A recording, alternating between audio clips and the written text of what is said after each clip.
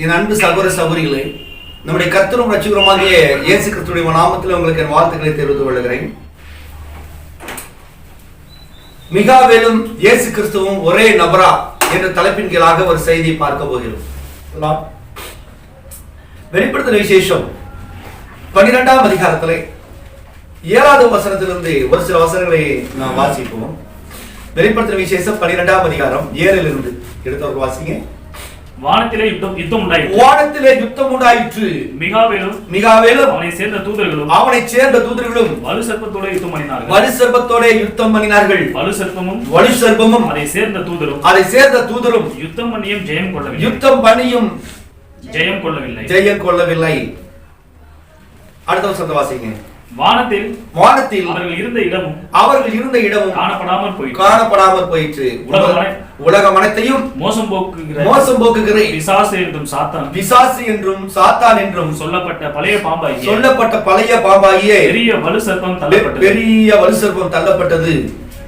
அதனோட அதை சேர்ந்த தூதரும் தள்ளப்பட்டார்கள். மிகாவேல் என்கிற அந்த வார்த்தை இந்த இடத்துல நம்ம பார்க்கிறோம். வெளிப்படுத்தின விசேஷத்திலே மிகாவேல் அப்படிங்கிற அந்த காரியத்தை குறித்து பார்க்க போகிறோம். வானத்திலே யுத்தம் உண்டாயிற்று. மிகாவேலும் அவனை சேர்ந்த தூதர்களும். ஏற்கனவே சில வருஷங்களுக்கு முன்பதாக இந்த செய்தியை நான் யூடியூப்ல போட்டிருக்கிறேன். பழைய செய்தியில நீங்க பார்த்திருப்பீங்க, அல்லது இன்னும் அது யூடியூப்ல இருக்கு, நீங்க அதை பார்க்கலாம். ஒவ்வொரு காலகட்டத்திலும் ஒரு சில வருஷங்கள் கழித்து வரும்போது மறுபடியும் கூடுதலான தகவல்கள் வேதத்தின் வழியாக, செய்தியின் வழியாக அதன் ஊடாக நம்ம பார்க்கின்ற பொழுது அது செய்தி சேர்ந்துட்டே போகும். இப்ப 2021 இந்த மிகாவேலை குறித்து பேசுகிறோம். 2031 2030 இன்னும் சற்று கூடுதலான தகவலை நமக்கு கர்த்தர் கொடுப்பார். அப்ப நம்ம இன்னும் வேற பதிவுகள் நமக்கு வரும். அப்படி ஆகும். அப்ப இன்றைக்கு வரைக்கும் தேவன் கொடுத்த அந்த எவிடன்ஸ், ஆதாரங்கள், வேதபூர்வமான ஆதாரங்களை நம்ம புசித்து வருகிறோம். சோ 2017-18 இதே மிகாவேலை குறித்து தானே காரியங்கள் நம்ம பேசியிருக்கிறோம். நான் ஏறக்குறைய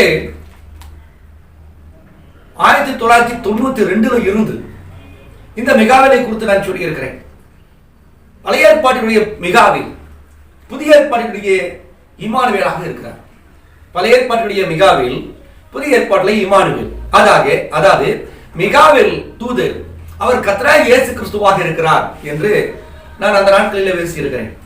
நம்முடைய கடைசிகால செய்திருக்கிறதான அநேக ஊழியர்கள் கூட, அநேக விசுவாசிகள் கூட அதற்கு எதிர்ப்பாக இருந்தார்கள்.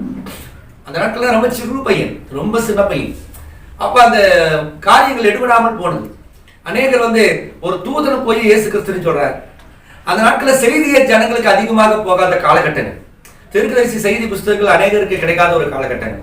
அப்பொழுது ஒரு செய்தியை படிக்கும் போதே வெளிப்பாடின் ஊடாக நமக்கு அந்த செய்தி கிடைச்சிடும்.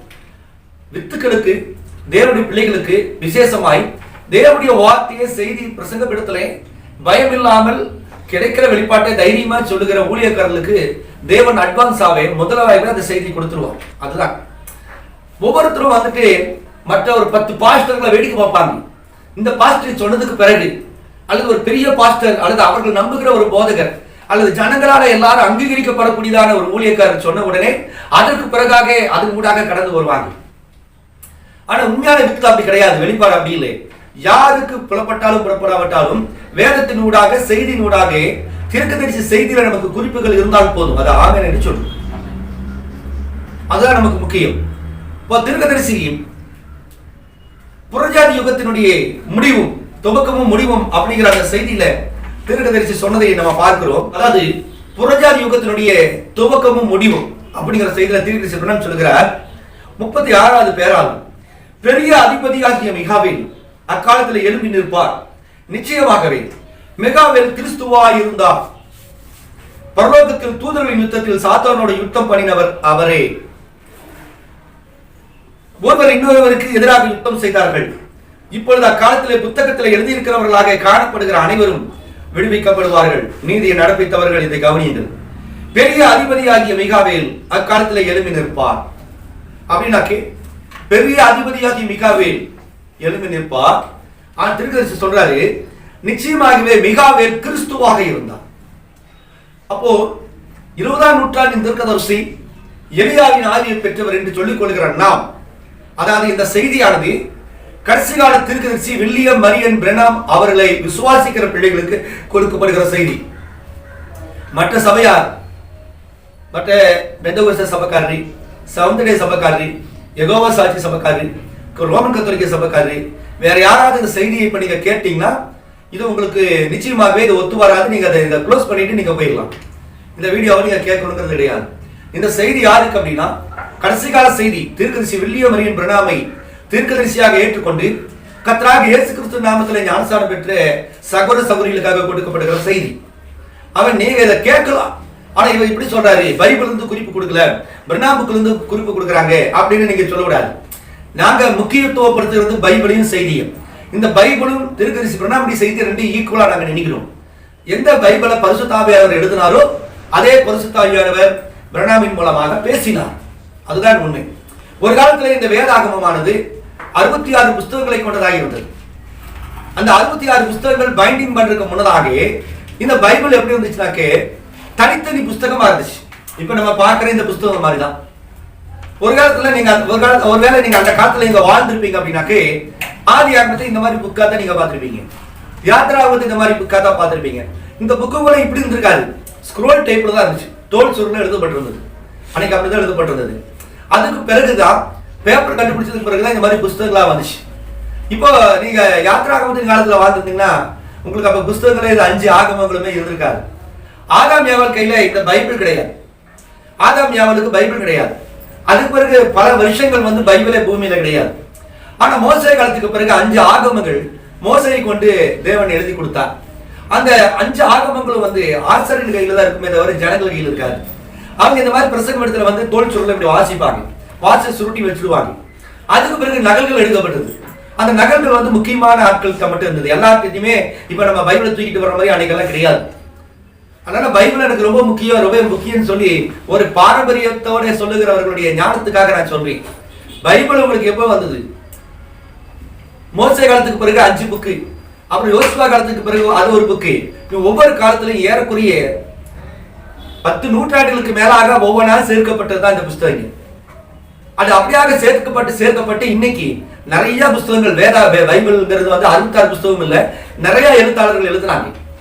ஆனா மார்ட்டின் லூதர் காலத்திலே 66 புஸ்தகங்களாக அது பகுக்கப்பட்டு இந்த 66 புஸ்தகங்களை பைபிளாக ஏற்றுக்கொண்டு அந்த 66 நம்ம பைண்டிங் பண்ணி ஒரு கருப்பு அட்டை போட்டு சிவப்பு சாயம் அடைச்சதுனால மக்களுக்கு அது ஒரு பைபிள் அப்படிங்கிற ஒரு உருவத்தை கொண்டு வந்துச்சு.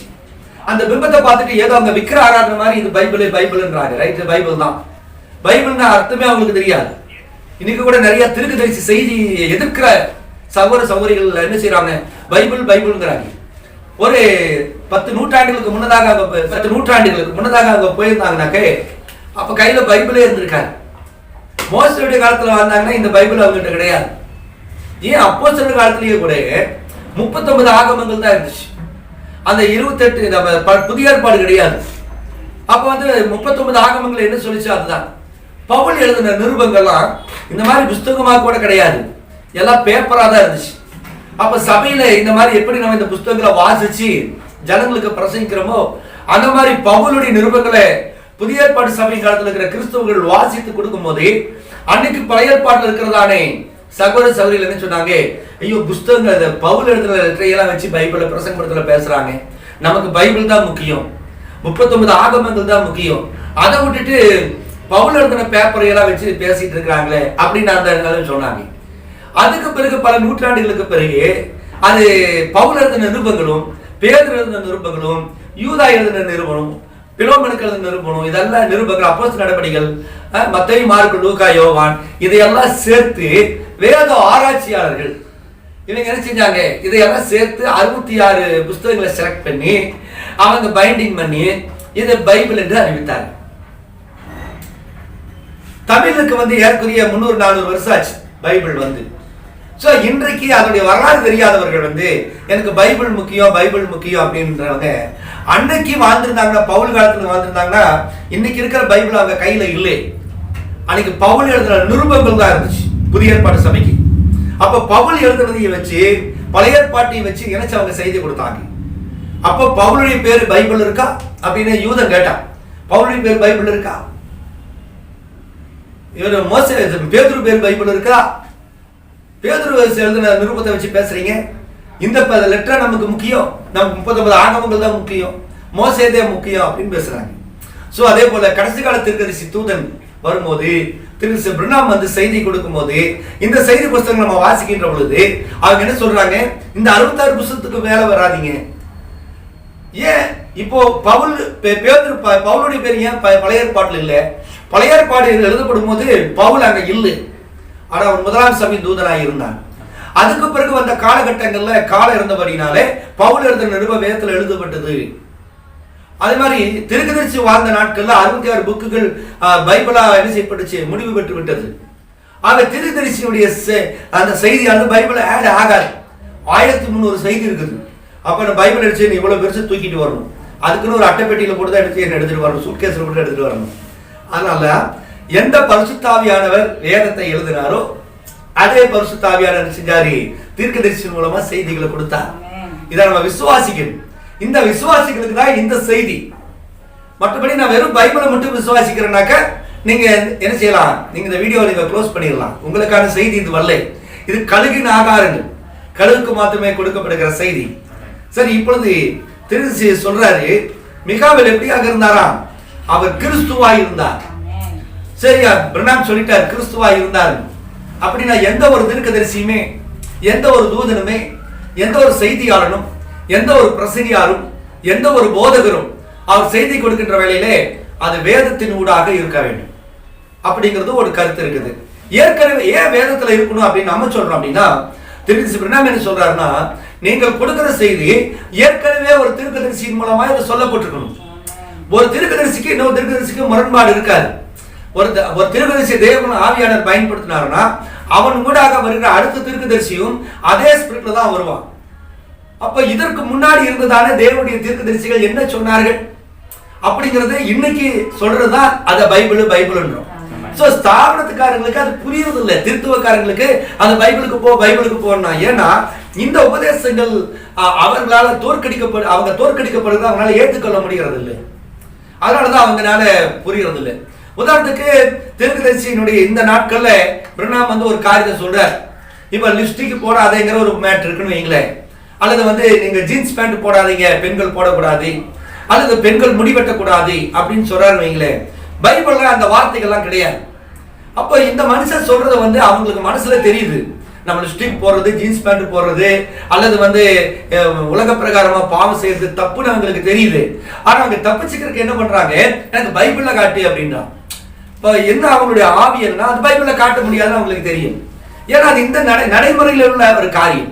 டிவி பார்க்காதேன்னு சொல்றது வந்து பைபிள்ல கிடையாது, அது நடைமுறையில் இருக்கிறது.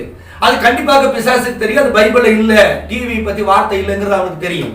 ஆனா அந்த பைபிள்ல காட்டு அப்படின்றான்.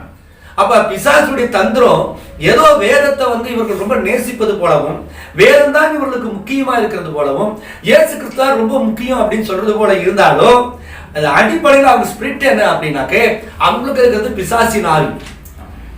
மனவாட்டியும் வேதத்தின் ஊடாக தான் இருக்கிறார். மனவாட்டி இவனை காட்டிலும் உண்மையாகவே பைபிளை விசுவாசிக்கிறது யாரு, மனவாட்டி தான்.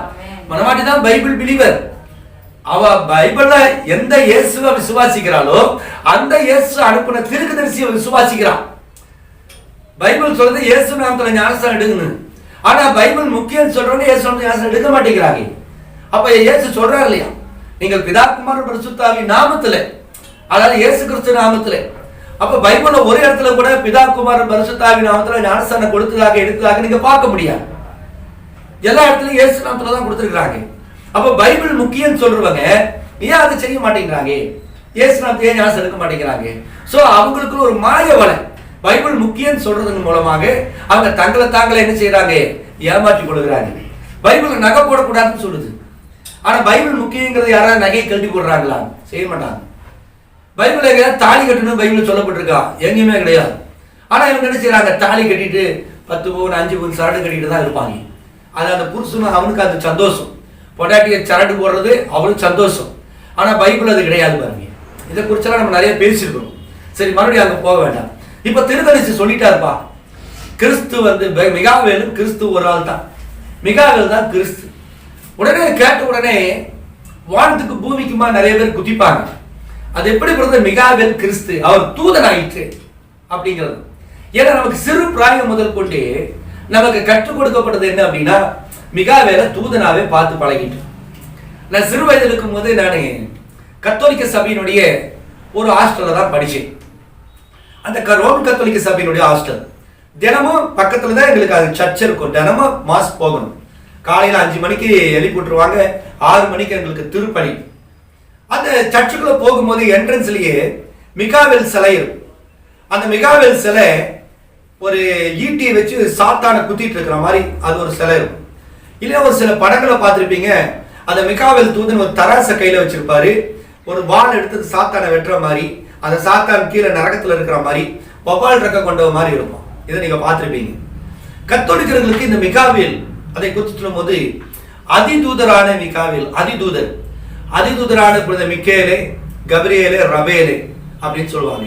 எங்களுக்காக வேண்டிக் கொள்ளும் அப்படிம்பாங்க. அப்ப எனக்கு இந்த மிகாவேல் தூதர் நமக்காக வேண்டிக்குவாரா? யார்கிட்ட வேண்டிக்குவாரு? இயேசு கிறிஸ்துட்ட வேண்டிக்குவாரு. அப்ப இந்த மிகாவேல் தூதருடைய ஸ்டேஜ் பார்த்தா ரொம்ப அழகா, ஒரு பெரிய பராக்கிரமசாலி, நல்ல ஒரு அந்த ராணுவ உடை அணிந்து, அதாவது பழைய பாட்டில் இருக்கிற ராஜாக்கள் அந்த உடை அணிந்து ஒரு ஈட்டியோ அல்லது பட்டயத்தையோ வச்சு கம்பீரமாக சாத்தான குத்துற அந்த சிலை, அந்த படங்கள். நான் ஓவியனா இருந்ததுனால அந்த காலத்துல அந்த படங்கள் ரொம்ப அதிகமா வரைவேன். மிகாவேல் படம் தான் வரையணும். சிறு வயதுல இருந்து அந்த மிகாவேல் மேல ஒரு அட்ராக்டிவ், என்ன இது இப்படி ஒரு நல்லா இருக்க, அது யார் வரைஞ்சிருப்பா அப்படின்னு சொல்லிட்டு. அந்த காலத்துல ரோம ஓவியர்கள், அந்த காலத்துல ரோமாபுரியில அது வரைஞ்சது. அதை குறித்து நம்ம பிறகு பார்ப்போம். அந்த ஒரு அட்ராக்ஷன் இருக்கும். அது அந்த மாதிரி மிகாவேல் இருக்கிறாரா இல்லையாங்கிறது அது வேற விஷயம். புரிந்து கொள்ளுதலுக்காக அந்த படங்கள் இருக்குது. ஒரு தூதன் இப்படியாக இருப்பார் அப்படிங்கிற ஒரு புரிந்து கொள்ளுதலுக்காக. மற்றபடி அதுதான் மிகாவேல், அதுதான் இயேசு கிறிஸ்து அப்படி நம்ம சொல்ல வரல, ஒரு அடையாளத்துக்காக. சரி, இப்போ இந்த பைபிளும் சொல்லுது. அப்ப எதுக்கு சொல்ல வரேன்னா, அந்த காலத்துல இருந்தே மிகாவேல் கழுகு எங்க இருந்தாலும் சின்ன வயதுல இருந்தே அந்த வித்த தேவன் போற்றுவார். அதை குறிச்சுதான ஒரு அக்னி எரிந்து கொண்டேதான் இருக்கும். நீங்க கூட சில நேரங்களில் செய்திகள் பார்த்தீங்கன்னா, ஏற்கனவே உங்களுக்கு சொல்லப்பட்டது அல்லது உங்களுக்கு சந்தேகமான காரியங்கள் எல்லாம் செய்திகள் படிக்கும் போது, நான் இதுக்காகத்தானே காத்திருந்தேன், இந்த செய்தி குறித்து எனக்கு சந்தேகம் இருந்துச்சு, இல்ல இந்த செய்தி இப்படித்தான் நான் நினைச்சிருந்தேன், கரெக்டா திருந்திச்சு பேசுறாரு அப்படிம்பாங்க. நம்முடைய செய்திகள் கூட நிறைய பேர் கேட்கின்ற பொழுது அவங்க சொல்றாங்க, பிரதர் நான் என்ன நினைச்சோனோ அப்படியே சொல்லிட்டீங்க, இதைத்தான் நான் பல வருஷத்துக்கு முன்னாடி நினைச்சிட்டு இருந்தேன், பட் அது சரியா தப்பான்னு தெரியல, உங்க செய்தி கேட்டதுக்கு பிறகு எனக்கு ரொம்ப சந்தோஷம் அப்படிம்பாங்க. ஒரு சிலர் பிரதர் எனக்கு சந்தேகமா இருந்துச்சு, இது எனக்கு தெரியாம இருந்துச்சு, உங்க செய்தியின் மூலமா எனக்கு தெரிஞ்சிச்சு அப்படிம்பாங்க. ஒரு சிலருக்கு அந்த செய்தி கேட்ட உடனே அற்புதங்கள். கடந்த நாளிலே ஒரு சகோதரி இந்த சர்ப்பம் ஏவாளால் கற்பழிக்கப்பட்டாளா அப்படிங்கிற செய்தி அவங்க கேட்டிருந்தாங்க. அங்க ஒரு திருநெல்வேலியில் ஒரு அட்வொகேட், அவங்க அந்த சகோதரி ஒரு செய்தி அனுப்பிச்சிருந்தாங்க. இந்த செய்தி நான் கேட்டுட்டு இருக்கும் போது எனக்கு ப்ராப்ளம் 1 வாரமா 10 நாளா இருந்து ரொம்ப வேதனைப்பட்டேன். அது என்ன சொல்லுவாங்க, அது ரொம்ப கஷ்டமா இருந்துச்சு, ப்ராப்ளம் வலி தாங்க முடியாம இருந்துச்சு. அந்த நேரத்தில் ஏவாள் சர்ப்பத்தினால கற்பழிக்கப்பட்டாளா அப்படிங்கிற அந்த செய்தியை நான் கேட்கின்ற பொழுது உடனடியாக எனக்கு அப்பவே ஸ்டாப் ஆயிட்டு வெளியே வந்துச்சு. அது இன்னைக்கு வரைக்கும் நல்லா இருக்கிறேன், உடனே சுகமாச்சு அப்படின்னு. அப்ப இதுவும் அவங்க மாத்திரமல்ல, இது 2 நாளைக்கு முன்னாடி வந்த சாட்சி. நிறைய பேர் என் இடத்துல இப்ப போன் பண்ணி, இந்த பிரதர் செய்தி கேட்டிருக்கும் போதே எனக்கு இப்படி அற்புதம் நடந்துச்சு, நாங்க ஒரு பணத்துக்காக நாங்க எதிர்பார்த்துட்டு இருந்தோம், செய்தி கேட்கின்ற பொழுது நான் அதை முடிக்கும் போதே எங்களுக்கு பணம் கிடைச்சிருச்சு, நாங்க உடம்பு சரியாம பையன் இருந்தான், செய்தி கேட்டு முடிச்சோடனே சுகமாயிடுச்சு அப்படின்னு. இன்றைக்கும் எதுக்கு அதுக்கு சொல்ல வரேன்னா, ஏதோ ராஜா பிரதர் ஒரு செய்தி பேசிட்டாரு, மிராக்கள் நடக்குது அப்படிங்கிறதுக்காக இல்லை, அவர் நேற்றும் இன்னும் என்றும் மாறாத தேவனாய் இருக்கிறார். இயேசுவுக்குள் இருந்த அதே தேவன், மோசேக்குள் இருந்த அதே தேவன், இயேசுக்குள் இருந்த தேவன், பவுலுக்குள் இருந்த தேவன், திருச்சி பிரணாமுக்குள் இருந்த தேவன் இன்றைக்கு நமக்குள்ளும் இருக்கிறார் அப்படிங்கிறத நம்ம சொல்லலாம். இன்றைய மனவாட்டி ஊழியத்திலும் தேவன் இருக்கிறார். அப்ப இந்த செய்தியானது இந்த வேதத்தின் ஊடாக, திருநெல்வேலி செய்தியின் ஊடாக எங்கெல்லாம் கடந்து செல்கிறதோ அங்கெல்லாம் அதே அற்புதங்கள் நடக்கும். அவ்வளவுதான். இந்த செய்தி நீங்கள் விசுவாசிக்கின்ற பொழுது, இந்த திருநெல்வேலி செய்தியும் இந்த வேதத்துடைய செய்தி ரெண்டும் இணைக்கின்ற பொழுது அதில் ஏற்படுகிற அந்த ஸ்பார்க், அந்த அக்னி நீங்கள் விசுவாசிச்சீங்கன்னா உங்களுடைய வாழ்க்கையில் இருக்கிற பிரச்சனைகள் கூட என்ன செய்யும், சாடுவாங்க. இது சந்தேகத்தோடு பார்க்க கூடாது. ஒரு சிலர் செய்தியை குறை பார்ப்பதற்காக இதுல ஏதாவது குறை கண்டுபிடிக்க முடியுமா அப்படின்னு பார்ப்பாங்க. ஒரு சிலர் இது என்ன இவர் பேசுறது, ஏற்கனவே பிரணாம் பேசிட்டு போயிட்டாரு. ஒரு சிலர் எங்கிட்ட பேசும்போது சொல்லுவாங்க, நான் யார் பேசுறதே கேட்கறதுல வருது, நாங்க மனிதர்கள் பேசுறதை கேட்கறதே இல்லை, பிரணாமணி செய்தியோட நிறுத்திக்கிறோம், பிரணாமணி தீர்க்கதரிசி என்ன சொன்னாரோ அதான் எங்க வீட்டுல அதான் ஓடும், அதுதான் கேட்போம். அந்த புக்கு தான் படிப்போம். வேற யாரும் எந்த ஊழியக்காரரும் கேட்கறதுல பாருங்க. இதெல்லாம் ஒரு மிஞ்சின நீதிமான்கள் பாருங்க, அவங்களை நம்ம திருத்த முடியாது, விட்டுருவோம் அவங்கள. 5 வகையான ஊழியங்களை எதுக்கு வச்சிருக்காரு தேவன்? தீர்க்கதரிசிக்கு பிறகு அந்த டேப்பை போட்டு கேளுங்க, அந்த புக்கை படிங்க, அதுதான் ஊழியன் அவர் சொல்லலே. அந்த செய்தி 5 வகையான ஊழியக்காரர்கள், அப்போஸ்தலர்கள், தீர்க்கதரிசிகள், சுவிசேஷகர்கள், மேய்ப்பர்கள், போதகர்கள், இது அவங்க என்ன செய்யணும்? சுமந்து போயிட்டு சபை நடத்தணும். அதன் மூலமா செய்தி அந்த ஜனங்களுக்கு போகணும். பிரணாமுக்குள் இருக்கிற அதே தேவன் இன்னைக்கு ராஜாக்குள்ளேயும் இருக்கணும். பிரணாமரை பார்த்து அதே இயேசு கிறிஸ்துவை நீங்க ராஜாவிலும் பார்க்கணும், இன்னொரு ஊழியக்காரர்களையும் பார்க்கணும், உங்க பாஸ்டர்களையும் பார்க்கணும். இதுதான் செய்தி. அந்த டேப்பை போட்டுட்டு உட்கார்ந்துக்கிட்டு ஏதோ ஒண்ணு காணிட்டு கேட்டுட்டு நான் பெண்ணாமடி செய்தி கேட்டு திருப்தி அடைகிறது அல்ல. அது உங்களுக்கு புரியவும் புரியாது. ஆனா அவங்க என்ன சொல்லுவாங்க? இதெல்லாம் பிரணாம் சொல்றதானே சொல்றாரு பிரதர், புதுசாவா சொல்றாரு அப்படிங்கிற ஒரு மமதை. ஒரு சிலர் என்ன சொல்றாங்க, இல்ல ரைட் பிரதர், எனக்கு திருமண செய்தி எல்லாம் எனக்கு புரியாம இருந்தது, பிரதருடைய செய்தி கேட்டதுக்கு பிறகு எனக்கு இப்படி எல்லாம் புரிஞ்சுது அப்படின்னு சொல்றவங்களும் இருக்கிறாங்க. சோ யார் எந்த கோணத்திலே அவரை ஏற்றுக்கொண்டாலும் ஏற்றுக்கொள்ளாவிட்டாலும், அவரை விசுவாசித்தாலும் விசுவாசிக்காவிட்டாலும், ராஜ்யத்துடைய இந்த சுவிசேஷம் சகல ஜாதிகளுக்கும் சாட்சியாக பிரசங்கிக்கப்படுகிறது. நீ ஏற்றுக்கொண்டாலும் சரி, ஏற்றுக்கொள்ளாவிட்டாலும் சரி, நீ நம்மளை தூட்டினாலும் சரி, போட்டினாலும் சரி, ஓ அருமையா செய்து கொடுக்கிறார் அப்படின்னு நீ தலையில தூக்கி வச்சு ஆடினாலும் சரி, அல்லது நம்மளை ரொம்ப கேவலமா பேசி காலில் போட்டு மிதிச்சாலும் சரி, இந்த செய்தியானது உங்களுக்கு சாட்சியாக பிரசங்கிக்கப்படுகிறது. இதை கேட்டாலும் நீ கேட்காட்டும் பிரச்சனை இல்லை. ஞாயிற்று நாள்ல இப்படி ஒருத்தன் கத்திட்டு கிடந்தானே, நீ அதை கேட்டிருந்தாயாவது நீ உனக்கு விஷயம் தெரிஞ்சிருக்கும்ல, மனம் திரும்பி இருக்கலாம்லன்னு அவர்கள் சொல்லுவதற்காகத்தான் இதை நாம் பிரசங்கிக்கிறோம். இது நம்முடைய ப்ரொஃபஷன். ஒரு காலேஜில் லெக்சர் வந்து பாடம் நடத்தும் போது ஒரு ஸ்டூடெண்ட் என்ன செய்வாங்க? கேட்பாங்க, சிலர் கேட்க மாட்டாங்க. சிலர் ராக்கெட் செஞ்சு விடுவாங்க, சிலர் நெல்லிக்காய் சாப்பிட்டு அழுத்து வீசுவாங்க, சிலர் வந்து வெளியே போயிடுவாங்க, காலேஜ் வெளியே போயிடுவாங்க. ஆனா அந்த ப்ரொஃபசர் அந்த லெக்சர் என்ன பண்ணுவாருன்னா, அவன் 10 பேர் இருந்தாலும் 2 பேர் இருந்தாலும் கிளாஸ் நடத்திடுவார். ஏன் தெரியுமா? அது அவருடைய கடமை. முடிச்சதுக்கு பிறகு அவருக்கு என்ன வரும்? மாசம் கையெழுத்து போட்டு சம்பளம் 50,000 1 லட்சம் வாங்கிடுவார். எவன் கேட்ட என்ன கேட்காட்டி என்ன, அது அவருடைய கடமை, அவருடைய தொழில். அதுபோலதான் ஊழியக்காரர்களாக நாங்க என்ன செய்யறோம்? கேட்டாலும் சரி, கேட்காவிட்டாலும் சரி, நம்ம சொல்றது கடமை, சொல்றோம். 2 பேர் இருந்தாலும் சரி, 20,000 பேர் இருந்தாலும் 2,000 பேர் இருந்தாலும் சரி, எத்தனை பேர் கேட்டாலும் சரி, ஆனா எங்களுக்குரிய அந்த கூலி அன்னைக்கு பரலோகத்தில் நாங்கள் பெற்றுக்கொள்ளும். அந்த ஓட்டத்துல நம்ம ஓடுகிறோம். சோ தீர்க்கதரிசிங்க சொல்லுகிறார், வாசிங்க வெளிப்படுத்தும் விசேஷம் மறுபடியும் 12ஆம் அதிகாரம் 1 வாசிங்க. அன்றியும் ஒரு பெரிய அடையாளம் வானத்திலே காணப்பட்டது. ஒரு ஸ்திரீ சூரியனை அணிந்திருந்தாள். அவள் பாதங்களின் கீழே வெளிப்படுத்தல் 12:7 வெளிப்படுத்தல் 12:7 வானத்திலே யுத்தம் உண்டாயிற்று. மிகாவேலும் அவனை சேர்ந்த தூதர்களும் வலு சர்ப்பத்தோட யுத்தம் பண்ணினார்கள். 9வது வசனத்துல வாசிக்கிறோம். அந்த வலு சர்ப்பம் எது? பிசாசு என்று சாத்தான் என்று அழைக்கப்படுது. அப்ப சாத்தானோட யுத்தம் பண்ணுகிறேன், சாத்தானை ஜெயிக்கிறேன், சாத்தானோடு சரிக்கு சரியா போரிட்டு அவனை மண்ணை கவச் செய்கிற ஒரு தூதன் யாரு? இது மிகாவேல். இந்த மிகாவேல் அப்படிங்கிறது என்ன அர்த்தமாக்க? தேவனுக்கு ஒப்பானவர் யார்? எனக்கு ஒப்பானவர் யார்? அதான் அப்படி அர்த்தம். தேவனுக்கு ஒப்பானவர் யார்? அது ஒரு கேள்விக்குறியாக, ஒரு பேர் வந்து ஒரு மீனிங் இருக்கும். ஆனா இந்த மிகாவேல்ங்கிற பேர்ல வந்து ஒரு கேள்விக்குறியும் இருக்குது, ஒரு சவாலும் இருக்குது. தேவனுக்கு ஒப்பானவர் யார் அப்படிங்கிறது ஒரு சேலஞ்ச், ஒரு கொஸ்டின், அதாவது ஒரு கேள்வி. தேவனுக்கு ஒப்பானவர் யாரு? அது யாரும் ஒரு ஒப்பா இருக்க முடியும்? சாத்த ஒப்பானவராக இருக்க முடியுமா? முடியாது. சரி, அப்ப இங்க நம்ம பார்க்கிறோம். வாசிங்க, சாத்தான் என்ன செய்தான்? ஏசாயா 14ஆம் அதிகாரம் 14வது வசனத்தை வாசிங்க. ஏசாயா 14:14 நான் மேகங்களுக்கு மேலாக உன்னதங்களில் ஏறுவேன். உன்னதமானவருக்கு ஒப்பாவேன் என்றும் நீ உன் இருதயத்திலே சொன்னாயே. ஆனாலும் நீ அகாதமான பாதாளத்திலே தள்ளுண்டு போனாய். இது யாரு? பிசாசு. பிசாசு என்ன செஞ்சான்? நான் மேகங்களுக்கு மேலாக போவேன், உன்னதமானவருக்கு நான் ஒப்பாவேன் என்று அவன் தன் இருதயத்தில் நினைச்ச மாத்திரத்திலே பாதாளத்திலே தேவன் அவனை தள்ளிவிட்டார் என்று காண்பது. அப்போ தேவனுக்கு ஒப்பானவர் யாருமே இல்லை. ஆனா பிலிப்பியர்ல வாசிக்கிறோம் இல்லையா? என்ன வாசிக்கிறோம்? அவர் தேவனுக்கு சமமாய் இருப்பதை கொள்ளையாடின பொருளாக எண்ணாமல் தம்மை தாமே வெறுத்து அடிமையின் ரூபம் எடுத்து மனுஷ சாயலானார் இல்லையா? பிரியப்பட்ட வாசிக்கின்ற பொழுது என்ன செய்யறோம் இல்லையா? பிலிப்பியர் தானது. அவர் தேவனுக்கு சமமாய் இருப்பதை தேவனுக்கு ஒப்பானவர் யாரும் இல்லைன்னு சொல்ற அதே பைபிள் வாசிங்க. அவர் தேவனுடைய ரூபமாய் இருந்தார். அவர் தேவனுடைய ரூபமாய் இருந்தார். தேவனுக்கு சமமாய் இருப்பதை தேவனுக்கு சமமாய் இருப்பதை கொள்ளையாடின பொருளாய் எண்ணாமல் தம்மை தாமே வெறுத்து அடிமை ரூபம் எடுத்து மனுஷ சாயலானார். அப்ப இங்க இயேசு கிறிஸ்து யாரு? தேவனுக்கு சமம். அப்ப தேவனுக்கு சமம் ஒருத்தர் இல்லை அப்படின்னா அப்ப இயேசு யாரா இருக்கணும்? அவர் தேவன். பழைய ஏற்பாட்டில் பிதாவாய் இருந்தவர், சுவிசேஷ காலங்களில் குமாரனாய் வந்தவர், இன்றைக்கு பரிசுத்தாவியாக நம்ம மத்தியில் அசைவாடுகிற யாரு? அந்த ஒரே தேவன், கர்த்தராகிய இயேசு கிறிஸ்து. அவர் பிதாவாக இருந்தார், குமாரனாக வந்தார், பரிசுத்தாவியாக வரார். இப்படிப்பட்ட மகத்தான தேவனே ஆட்டுக்குட்டின்னு சொன்னா யாராவது ஏத்துக்க முடியுமா?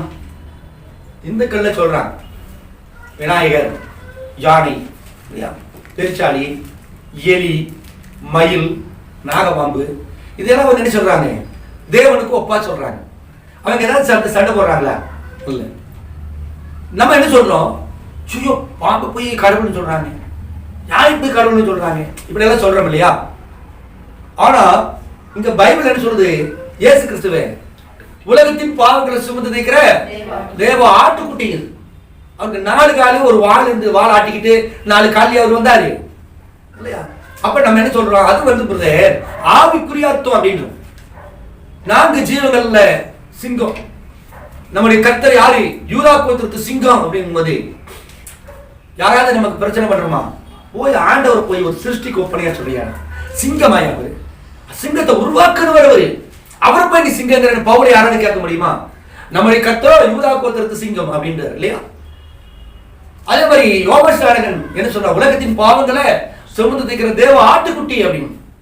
அப்போ வந்து கிறிஸ்தவர்கள் யாராவது அவரை போய் ஆட்டுக்குட்டின்னு சொல்ற? ஆட்டுக்குட்டி தேவனால் சிருஷ்டிக்கப்பட்டது, அதுக்கு ஒப்புமையா சொல்றது ரொம்ப நல்லா இல்ல.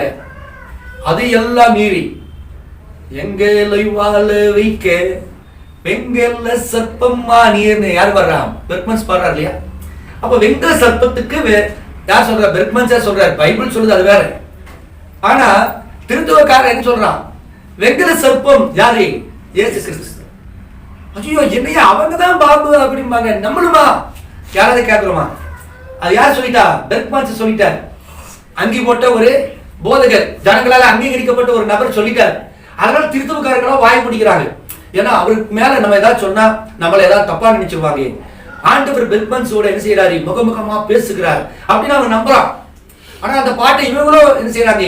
சர்ப்பமானீர் சப்பர்மானீர். அது அர்த்தம் தெரியாது.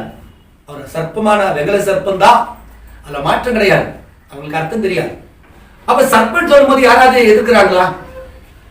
நம்முடைய செய்தியிலேயே திருக்கதரிசி சொல்ற நம்முடைய ஆண்டவராகிய இயேசு கிறிஸ்துவுக்கு முன்னடையாளமாக வெங்கல சர்ப்பம் இருந்தது. வெங்கல சர்ப்பம் எப்படி செஞ்சு ஜனங்களுடைய நியாய தீர்ப்பு அடையாளமா இருந்துச்சு. ஆண்டவராகிய இயேசு கிறிஸ்து சிலுவையில வெங்கல சர்ப்பமா இருந்தா நியாய தீர்ப்பு முழுவதும் தன்னை எடுத்துக்கொண்டார். சர்ப்பமானது வனாந்தரத்திலே என்ன செய்யப்பட்டது? அங்க நியாயம் தீர்க்கப்பட்டது. இயேசு கிறிஸ்து சிலுவையிலே நியாயம் தீர்க்கப்பட்டார். நம்முடைய பாவங்கள் அவர் மேல வைக்கப்பட்டது அப்படின்றார். அப்ப யாராவது நம்ம எதிர்க்கிறோமா? இல்லை. இப்படி சாரோனின் ரோஜா, ரோஜாங்கிறது ஒரு பூ இல்லையா? அது இன்னைக்கு மறந்து நாளைக்கு விழுந்துரும். அது ஒரு சிருஷ்டிப்பா. ரோஜாவுக்கு போய் இயேசுவை யாராவது ஒப்பிடுவாங்களா? யாராவது கேட்கிறோமா? பாய முடியும். இப்படி ஏறப்படி எக்கச்சக்கமா இருக்கு. கண்மலை இல்லையா? நம்முடைய ஆண்டவர் அவர் நித்திய கண்மலை. கண்மலை என்ன? பெரிய மலை. அந்த மலை மேல ஆடு மாடெல்லாம் மூத்திரம் போகும் இல்லையா? சில டைம் மனிதர்களும் போவாங்க. நல்லதும் இருக்குது, கெட்டதும் இருக்கு மலை மேல. ஆனா நம்ம என்ன சொல்றோம்? கண்மலை, ஆண்டவர் கண்மலை. அப்ப கண்மலைக்கும் போது என்ன? கண்மலை பேசுமாயா? மலை வந்து நகருமா? ஒரு அக்னி. அதை போய் இயேசு ஒப்பிடுறியா அப்படின்னு எந்த வேத பாரங்களாவது சொல்றாரா? இல்லை. கண்மலைன்னு வேதம் சொல்றத வந்து அவங்க அப்படி எடுத்துக்கிறாங்க இல்லையா? அவர் கண்மலைனா கண்மலை, ரோஜானா ரோஜா, லீலி புஷ்பம்னா லீலி புஷ்பம், சிங்கம்னா சிங்கம், ஆட்டுக்குட்டினா ஆட்டுக்குட்டி. அது அடிக்கப்பட்ட வண்ணமா இருக்கிற ஆட்டுக்குட்டி. என்னையா ஆக்சிடென்ட்ல அடிக்கப்பட்ட ஆட்டுக்குட்டி மாதிரி சொல்றேன்? அடிக்கப்பட்ட வண்ணமா? அப்புறம் ஆண்டவர் அப்படியா? அப்ப சிலுவையில் அவர் அடிக்கப்பட்டார். அதுக்கு அடையாளமாக ஆட்டுக்குட்டி சொல்லப்படுது. சோ வேத வாக்கியங்கள் எல்லாம் சுய தோற்றமான அர்த்தத்தை கொடுக்காம ஆவிக்குரிய அர்த்தத்தை கொடுக்கிறது. அப்ப இந்த ஆவிக்குரிய அர்த்தத்தை தான் நமக்கு கவனிக்க தவிர சொல்லப்படுகிற காரியத்தை சொல்ல முடியாது. இப்படியெல்லாம் சொல்லிவிட்டு இதையெல்லாம் நம்புகிற இந்த ஜனங்கள் மிகாவேல் தூதன் உடனே இவங்களுக்கு கால் இருந்து தலைவலிக்கு எரியுது. என்னையா ஒரு தூதனை போய், it is angel being different from God being. தேவனுடைய தன்மைங்கிறதும் தேவத்துடைய தன்மைங்கிறது டிஃபரெண்ட் அப்படிங்கிறான். உண்மைதான், அது தெரியாமையா பைபிள் சொல்லுது. தீர்க்கதரிசி பைபிளை அவர் பேப்டிஸ்டா இருந்து பெண்டிகஸ்டா இருந்து பல சபைகள் உபதேசங்களை எல்லாம் கரைத்து குடித்தவர். நிறைய பேர் சொல்றாங்க இல்லையா, அவர் லாட்கின் புக்கை படிச்சாரு, அந்த புக்கை படிச்சாரு, இந்த புக்கை படிச்சாரு, அது எல்லாம் அவர் படிச்சுட்டு தான் சொல்றாரு. இன்னொன்று தெரிஞ்சுக்கங்க, இந்த மிகாவேல இயேசு கிறிஸ்துன்னு சொல்றது நம்ம மட்டும் சொல்லல, பிரணாம் சொல்றாரு நினைச்சுக்காதீங்க. இந்த மிகாவேல் தூதனே கிறிஸ்துன்னு சொல்றது யெகோவா சாட்சிக்காரங்க, அதுக்கு பிறகு செவன்த் டேக்காரங்க. இந்த யெகோவா சாட்சி சபையிலையும் இந்த செவன்த் டே சபையிலையும் இயேசு கிறிஸ்து தான் மிகாவேல் தான் இயேசு கிறிஸ்து அப்படிங்கறத தெளிவா சொல்லுவாங்க. எந்த மெசேஜ் இருக்கிற பாஸ்டர் தான் காது சரியாகவும் திறக்கல, சரியாகவும் மூடல. அவங்களுக்கு என்ன செய்யணும், எதுவுமே கொஞ்சம் லேட் பிக்கப் தான். ஏன்னா அவங்க பெரும்பாலும் பெந்தோகோஸ்து சபையில இருந்து வந்திருப்பாங்க, இல்லைனாக்க ஆர்சி சபையில இருந்து வந்திருப்பாங்க, அல்லது சிஎஸ்சி இருந்து வந்திருப்பாங்க. அதனால அவங்களுக்கு அங்க கற்றுக் கொடுக்கப்பட்டது பெந்தோகோஸ்து சபையில ஆடல் பாடல் குத்தாட்டம் ஆட்டம் பாட்டம் அந்நிய பாஷைங்கிற பேர்ல எதை கத்துறது இதுதான் கற்றுக் கொடுத்துருப்பாங்க. அதே மாதிரி ஆர்சியில அது பாரம்பரியம், சிஎஸ்சி ஒரு பாரம்பரியம். ஆனா ஓரளவுக்கு பைபிள் ஸ்டடி இருக்கிறது எதுனாக்கா யெகோவா சாட்சிகளும் செவன்த் டே தான். இவங்க ரெண்டு பேரும் ஓரளவுக்கு பைபிள் ஸ்டடி இருப்பாங்க. அதனாலதான் தீர்க்கதரிசி ரசல் எழுதின புக்ஸையும் செவன்த் டே வைட் அம்மையார் எழுதின புக்ஸையும் அதிகமா படிச்சாங்க. ஏன்னா அதுல நிறைய விஷயங்கள் இருக்கு. அதுக்கு பிறகு பெந்தகோஸ்தே அனுபவம் தேவைன்னு சொன்னார்.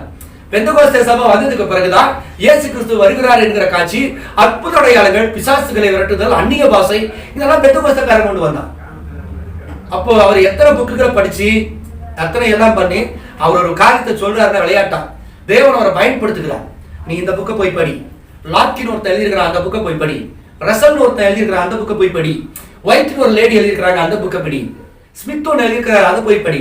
இதையெல்லாம் தீர்க்கதரிசி படிக்கிறார். 7 முத்திரைகளை சொல்றார்.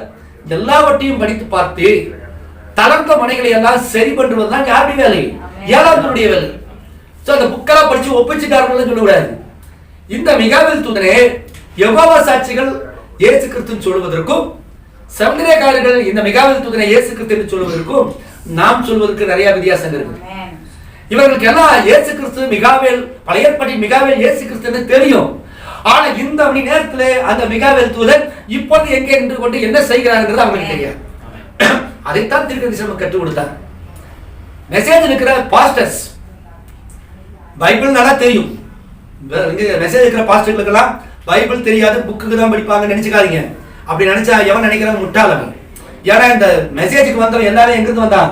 பெந்தோகோஸ்து சபையிலிருந்து வந்தவன் தான் நிறைய இருக்காங்க. பெந்தோகோஸ்து சபையில இருக்கும்போது பைபிளை தவிர நமக்கு என்ன இருக்குது? சின்ன வயசுல இருந்து நமக்கு பைபிள் தான். நான் 12 வயசுல இருந்து பைபிள் படிச்சுட்டு இருக்கிறேன். ஒவ்வொரு பக்கமும் எனக்கு பழசு கிடையாது, புதுசு கிடையாது, எல்லாம் பழசு தான். நான் கத்தோலிக்க சபையில இருக்கும் போதே புதிய ஏற்பாடு முழுவதுமாகவே எனக்கு தினமும் வாசிப்பாங்க. அங்க எல்லாரும் 250 மாணவர்கள் இருக்கும்போது காலையில் எதிர்ச்சோன்னே எல்லாருக்கும் முன்னாடி அந்த பைபிள் எடுத்து படிக்கணும் சத்தமா. அது நான் தான் படிப்பேன். அப்படி இருந்தவங்க நான் மட்டும் இல்லை, இந்த செயலில் இருக்கிறவங்க எல்லாருக்குமே வேதத்துடைய அனுபவங்கள் நிறைய உண்டு. இன்னைக்கு மற்றவங்க என்ன சொல்றாங்க அப்படின்னா, இவங்க புக்குன்னு போறாங்க. இந்த பைபிள் எல்லாம் நாங்க முடிச்சுட்டோமையா, நீ இப்பதான் 10வது வரை, நாங்க காலேஜுக்கு போயிட்டோம். நீ என்ன சொல்ற 10ஆம் புக்கு படிக்காம நீ காலேஜுக்கு போயிட்டேன்ற, அது உங்களுடைய அறிவீனம். நாங்க இதெல்லாம் கடந்து இதுக்கு மேல நாங்க டிகிரி வாங்குறதுக்கு மேல போயாச்சு. ஆனா இதையும் நாங்க எடுத்துட்டு தான் போயிருக்கிறோம். 10ஆம் கிளாஸ் பாடத்தோட தான் நாங்க போயிருக்கிறோம். உனக்கு நீ அங்க வந்தாதான் உனக்கு தெரியும். அதுபோல நீ செய்திக்குள்ள நீங்க வருகின்ற பொழுதுதான் உனக்கு இந்த பைபிள்ல இருக்கிற இந்த அர்த்தங்களே 2ஆம் மணி செய்திக்கு வந்தாதான் புரியுமே தவிர இல்லைன்னா குறை சொல்லிட்டு தான் கிடப்பேன். பைபிள் படிக்கலமே, இங்க எல்லாம் முடிச்சுட்டு தான் உட்காந்துருக்கணும். சரி, இப்போ இதை நன்கு படித்து இதை புடமிட்டு இதுதான் சத்தியம் அப்படின்னு சொல்லக்கூடிய ஒரு நபர் தான் தேவன் நமக்கு தீர்க்கதரிசி அனுப்பியிருக்கிறார். அவர் சொன்ன உடனே ஓ பிரணாம் சொல்லிட்டாரு, ஆகவே நம்ம இதை ஏத்துக்கிட்டோங்கிறதெல்லாம் இங்க ஏத்துக்கிற கோபாளிகள் கிடையாது. நம்ம அல்ல பிரணாமணி தரப்புல இருந்து அமெரிக்காவில இருந்தோ இங்கிலாந்துல இருந்தோ இல்ல ஆப்பிரிக்கால இருந்தோ நமக்கு பணம் மாசம் கொட்டுறது கிடையாது. பணத்தை வாங்கிட்டு நம்ம பேசுறது கிடையாது. புரிஞ்சுங்களா? அந்த நபரே இல்லை. அவர் 50 வருஷம் ஆச்சு கர்த்தருக்குள் மரித்து. அவர் மரித்தார், செய்தி மரிக்கல. அவர் 7ஆம் தூதனாக அனுப்பப்பட்டார், எலியாவின் ஆவியுள்ளவராக அனுப்பப்பட்டார்.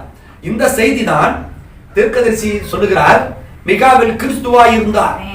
சோ இதை விலைக்கு கொடுப்பதற்கு கடைசி கால செய்தியில நிறைய போதகர்கள் இல்லை அப்படிங்கறதா உண்மை. ஏன்னா அவங்களுக்குள்ளேயே சந்தேகம். இப்போ நம்ம ஒரு +2 வரும்போது அவங்க 7வது வராங்க, நம்ம பிஏக்கு போகும்போது அவங்க +2க்கு வராங்க, அதுக்கு பிறகு நம்ம பிஎஸ்டிக்கு போகும்போது அப்பதான் அவங்க காலேஜுக்கு வராங்க. இதெல்லாம் நடைமுறையில் எழுதுவது. அன்னைக்கு நான் இதை சொல்லும் போது அவங்க வந்து என்ன சொன்னாங்க, எதையோ எதுவும் அப்படியெல்லாம் இருக்காரு.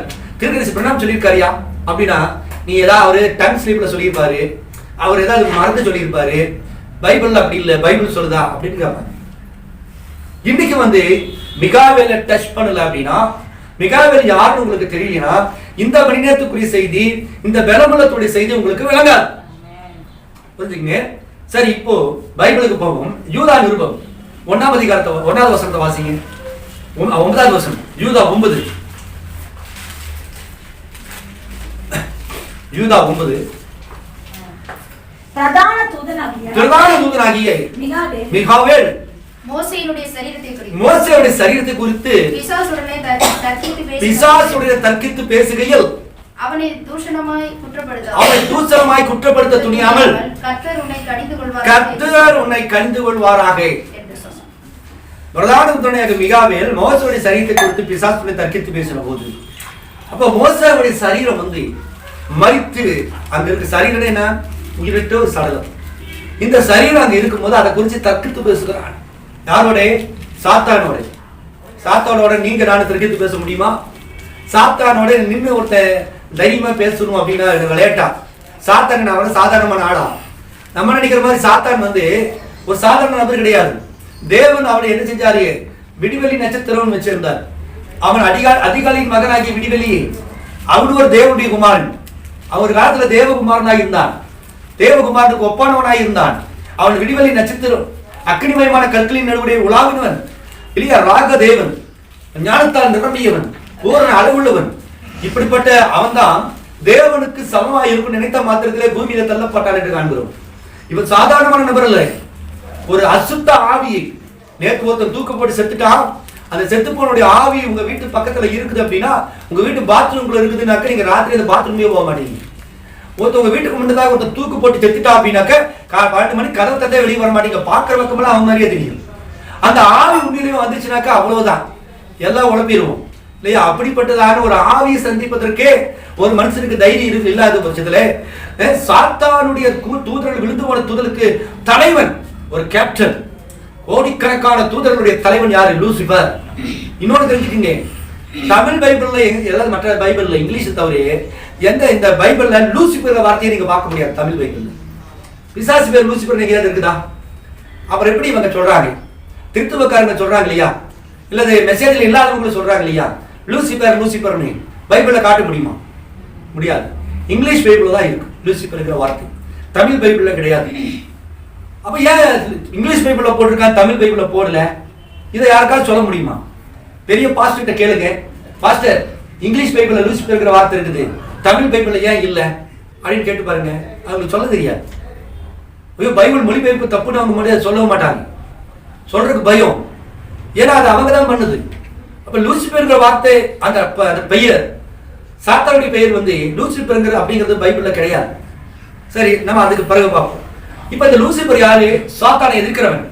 அடுத்தபடியாக தானியேலின் புஸ்தகம் 12ஆம் அதிகாரம் 1வது வசனத்தை வாசிப்போம். தானியேல் 12:1. உன் ஜனத்தின் புத்திரனுக்காக நிற்கிற பெரிய அதிபதியாகிய மிகாவேல் அக்காலத்திலே எழும்புவார். யாதொரு ஜாதியாரும் தோன்றினது முதல் அக்காலம் மட்டும் உண்டாயிராத ஆபத்து காலம் வரும். அக்காலத்திலே புஸ்தகத்தில் எழுதியிருக்கிறவர்களாக காணப்படுகிற உன் ஜனங்கள் அனைவரும் விடுவிக்கப்படுவார்கள். உன் ஜனத்தின் புத்திரனுக்காக நிற்கிற மிக பெரிய அதிபதியாகிய மிகாவேல், the great prince of மிகாவேல், great prince Bible சொல்லுது. உன் ஜனத்தின் அதிபதி, சாதாரண அதிபதி அல்ல, பெரிய அதிபதி. அப்ப இஸ்ரவேல் ஜனங்களுக்கு பெரிய அதிபதி யாரு? சேனைகளின் அதிபதி யாரு? கர்த்தர். இல்லையா? மிகாவேலை குறித்து பைபிள் அட்ரஸ் பண்ணுது. உன் ஜனத்தின் புத்திரனுக்காக நிற்கிறே பெரிய அதிபதியாக மிகாவேல் அக்காலத்தில் எழும்புவான். அப்போ இது ஒருமையில சொல்லப்பட்டதுனால நிறைய பேர் தூதன் நினைச்சுக்கிறாங்க. எழும்புவான், கர்த்தரார் நினைச்சிட்டு இருக்கணும், எழும்புவார்னு சொல்லியிருக்கணும். இயேசுவா இருந்தா எப்படி இருக்கும்? எழும்புவார் அப்படின்னு சொல்லிருக்கணும். எழும்புவார் அப்படின்னு சொல்லியிருந்தாக்க ஓ இது வேலை இருக்கலாம். இங்கிலீஷ் பைபிள்ல அப்படியெல்லாம் இல்ல, கீ அப்படிதான் இருக்கும். கீனா அவனுக்கும் கீ தான், அவருக்கும் கீ தான். தமிழ் பைபிள் தான் அந்த ஒருமை, அந்த மதிப்பு வார்த்தையெல்லாம் வரும். சரி, இங்கு மிகப்பெரிய அதிபதி என்று தானியேல் சொல்கிறார். அதே தானியேல் வந்து 10ஆம் அதிகாரத்துல 13வது வசனத்தை வாசிங்க. பெர்சியா ராஜ்யத்தில் அதிபதி 21 நாள் மட்டும் என்னோட எதிர்த்து நின்றான். ஆனாலும் பிரதான அதிபதிகளில் ஒருவனாகிய மிகாவேல் எனக்கு உதவியாக வந்தான். ஆகையால் நான் அங்கே பெர்சியாவின் ராஜாவினிடத்தில். சரி, இப்போ இங்க வேதம் சொல்லுது, பெர்சிய ராஜ்யத்தின் அதிபதி 21 நாள் மட்டும் என்னோட எதிர்த்து நின்றான். ஆனாலும் பிரதான அதிபதிகளில் ஒருவனாகிய மிகாவேல். இப்ப பாருங்க, பிரதான அதிபதிகள் நிறைய அதிபதிகள் இருக்காங்க, அதுல ஒருவன் அப்படின்னு இங்க மேக சொல்லுது. ஆனா ஒரிஜினல் மொழிபெயர்ப்புல ஹீப்ரூல வந்து இந்த வார்த்தை இல்லை. மொழிபெயர்க்கும் போது அவங்க நினைச்சிட்டாங்க பெரிய அதிபதிகளில் அப்படின்ட்டாங்க. அதை வேத ஆராய்ச்சியாளர் சொல்றாங்க. அது சிங்குலர் வேர்ட். அது நம்ம தெரிஞ்சுக்கணும் அப்படின்னாக்கா 21வது வசனம் வாசிங்க. ஆமா, சத்திய எழுத்திலே நான் உனக்கு தெரிவிப்பேன். உங்கள் அதிபதியாகிய மிகாவேலை தவிர என்னோட கூட அவர்களுக்கு விரோதமாய் பலம் கொள்ளுகிற வேறு ஒருவரும் இல்லை. இப்ப இந்த இடத்துல பார்க்கிறோம், சத்திய எழுத்திலே ஸ்கிரிப்சர்ல கண்டிருக்கிறத நான் உனக்கு தெரிவிப்பேன், உங்கள் அதிபதியாகிய மிகாவேலை தவிர. அப்ப உங்கள் அப்படிங்கிறது யார் சொல்றாரு? உங்கள் யாரு சொல்றாரு? இஸ்ரேல் ஜனங்கள். உங்கள் அதிபதியாகிய மிகாவேலை தவிர. புரியுதா உங்களுக்கு? அப்ப இஸ்ரேல் ஜனங்களுக்கு அதிபதியா இருந்தது யாரு? மிகாவேல். இந்த மிகாவேல் யார்? அவங்க மிகாவேலை என்ன அவங்களுக்கு போனா தெரியும். அவங்க யார அதிபதியா வச்சிருந்தாங்க? தேவனுக்கு அதிபதியா வச்சிருந்தாங்க. தேவன் யாரு? சேனை. நம்ம பாக்குறோம் இல்லையா, சேனை அதிபன் நம் கர்த்தருக்கே அப்படி பாருங்க. அப்ப சேனைகளின் அதிபதி அப்படின்னு என்ன அர்த்தம்? படை வீரர்களுடைய ராஜா. படை வீரர்களுக்கு தளபதி, கேப்டன். கேப்டன் தான் தளபதின்னு சொல்லணும். தமிழ்நாட்டில் தளபதினா ஒருத்தர் இருக்கிறாரு, நடிகர்லயும் ஒருத்தர் இருக்கிறாரு, அரசியல்லையும் ஒருத்தர் இருக்கிறாரு இல்லைங்களா? அதுல ஒருத்தர் பெரிய தளபதி, இளைய தளபதி, சிறிய தளபதி, இப்படி எல்லாம் நிறைய வரும். ஆனா இஸ்ரேல் ஜனங்களை பொறுத்தளவுல தளபதினா யாரு? மிகாவேல். இஸ்ரேல் ஜனங்களை பொறுத்தளவுல கேப்டன் இல்லையா? அதிபதி அப்படின்னாக்கே ஒரே ஒரு நபர், அது கிறிஸ்து, கர்த்தர். அதுதான் சேனைகளின் அதிபதி என்று நம்ம சொல்றோம். இதை நம்ம தெரிஞ்சிட்டா தான் போக முடியும். அதைத்தான் சொல்றது, உங்கள் அதிபதியாகி மிகாவேலை தவிர.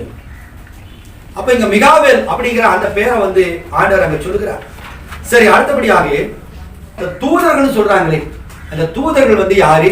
இந்த மிகாவேல் தூதனுக்கும் அந்த தூதனுக்கு என்ன கனெக்ஷன்? வாசிங்க, சங்கீத புஸ்தகம் 91ஆம் அதிகாரம் 11வது வசனம். சங்கீதம் 91:11. உன் வழிகளில் எல்லாம் உன்னை காக்கும்படி உனக்காக தம்முடைய தூதர்களுக்கு கட்டளையிடுவார். இந்த தூதர்களுடைய வேலை என்ன தெரியுமா? உன் வழிகளில் எல்லாம் உன்னை காக்கும்படி. தேவன் நம்மளை காக்கும்படியாக தேவன் நமக்கு தூதர்களை வைத்திருக்கிறார். இந்த தூதர்களை நம்ம கண்ணால் பார்க்க முடியாது. இவங்க பணிவிடைகளின் ஆவி என்று சொல்றார் தீர்க்கதரிசி. அதை நாம் என்ன செய்யலாம்? போகலாம். சரி, அடுத்தபடியாக 1 தெசலோனிக்கேயர் 4ஆம் அதிகாரம் 16வது வசனம். நாம் எல்லாருக்கும் தெரிந்த ஒரு வசனம். இதனை நம்ம பார்க்கலாம். வாசிங்க, 1 தெசலோனிக்கேயர் புஸ்தகம் 4ஆம் அதிகாரம் 16வது வசனம். ஏனெனில் கர்த்தர் தாமே ஆரவாரத்தோடும் பிரதான தூதனுடைய சத்தத்தோடும் தேவ எக்காலத்தோடும் வானத்திலிருந்து இறங்கி வருவார். அப்பொழுது கிறிஸ்துவுக்குள் மரித்தவர்கள் முதலாவது எழுந்திருப்பார்கள்.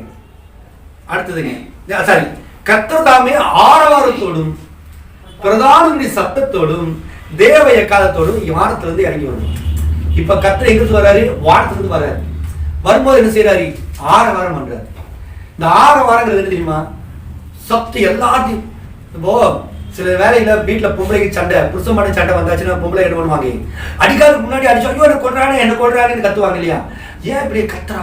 அக்கம் பக்கம் இருக்கிறவங்களா வந்துருவாங்க. ஏன் என்னடா ஆச்சு? என்னை போட்டு அடிக்கிறான், என்னை மண்டையை உடைக்கிறான், என் காலை உடைச்சிட்டா அப்படின்னு கத்த ஆரம்பிச்சிருவாங்க. ஒரு சேஃப்டிக்காக கத்துறது. அது ஒரு ஆரவாரம் மாதிரி. இன்னொன்னு, ஒரு தலைவர் வருவாரு, பின்னாடி வராரு போது அந்த தலைவர் வர்றதுக்கு முன்னதாக தொண்டர்கள் என்ன செய்வாங்க? அவங்க ஆரவாரம் செய்வாங்க. வருகிறார் தானை தலைவர் வந்து கொண்டிருக்கிறார், புரட்சி தலைவர் வந்து கொண்டிருக்கிறார், இவன் மக்கள் தலைவர் வந்து கொண்டிருக்கிறார், இந்த இன தலைவர் வந்து ஆரவாரம் பண்ணுவாங்க இல்லையா? அது ஒரு ஷவுட்டிங். இது ஒரு ஆரவாரம். ஒருத்தர் வர்றதுக்கு முன்னாடி வர ஒரு சவுண்டு. சில நேரம் குழந்தைகள் செய்யும் ஆரவாரம் பண்ணுது, பயங்கரமான கத்துங்க. இது ஒரு ஆரவாரம். ஆனா கர்த்தர் இங்க பண்ற ஒரு ஆரவாரம். கர்த்தர் தாமே ஆரவாரத்தோடு பிரதான தூதனுடைய சத்தம். இந்த பிரதான தூதனுக்கு வந்து ஆங்கிலத்துல ஆர்க் ஏஞ்சல் அப்படின்னு சொல்லப்பட்டிருக்கு. Archangel, archangel. இந்த ஆர்க் ஏஞ்சல் இவனுடைய சத்தம் ஒன்று இருக்குது. இந்த சத்தம் தான் ராப்சரோட லிங்க் ஆயிருக்குது. நம்ம எண்ட் டைம் பாஸ்டர் வந்து இது சொல்றது கிடையாது. இந்த பிரதான தூதன் யார் அப்படின்னு தெரிஞ்சாதான் ராப்சருக்கு ஃபெய்த் கொண்டு போக முடியும். கர்த்தர் தாமே ஆரவாரத்தோடும் பிரதான தூதனுடைய சத்தத்தோடும் அப்படின்னா இந்த பிரதான தூதன் யாரு? Archangel. இந்த ஆர்க் ஏஞ்சல் யாரு? நேரம் என்ன செய்வாங்க? உங்களுக்கு தெரிஞ்சதெல்லாம் வெளிப்படுத்தல் 10:1 இருக்கிற பலமுள்ள தூதனை கொண்டு போவாங்க. ஆனா இங்க ஆர்க் ஏஞ்சல் சொல்லப்பட்டிருக்குது, அங்க அது மைட்டி ஏஞ்சல் சொல்லப்பட்டிருக்குது. அப்ப இந்த ரெண்டுக்குள்ள வித்தியாசம் ஒற்றுமையை கொண்டு போய் தான் நீங்க அதை இணைக்க முடியும். ஆனா என்ன சொல்லிடுவாங்க? கர்த்தர் ஆரவாரத்தோட பிரதான சத்தத்தோட தேவ காலத்தோட இறங்கி வருவார். ராப்சருக்கு இந்த செய்தி எடுக்காத என் டைம் பாஸ்டர்களே நிறைய இருக்க முடியாது.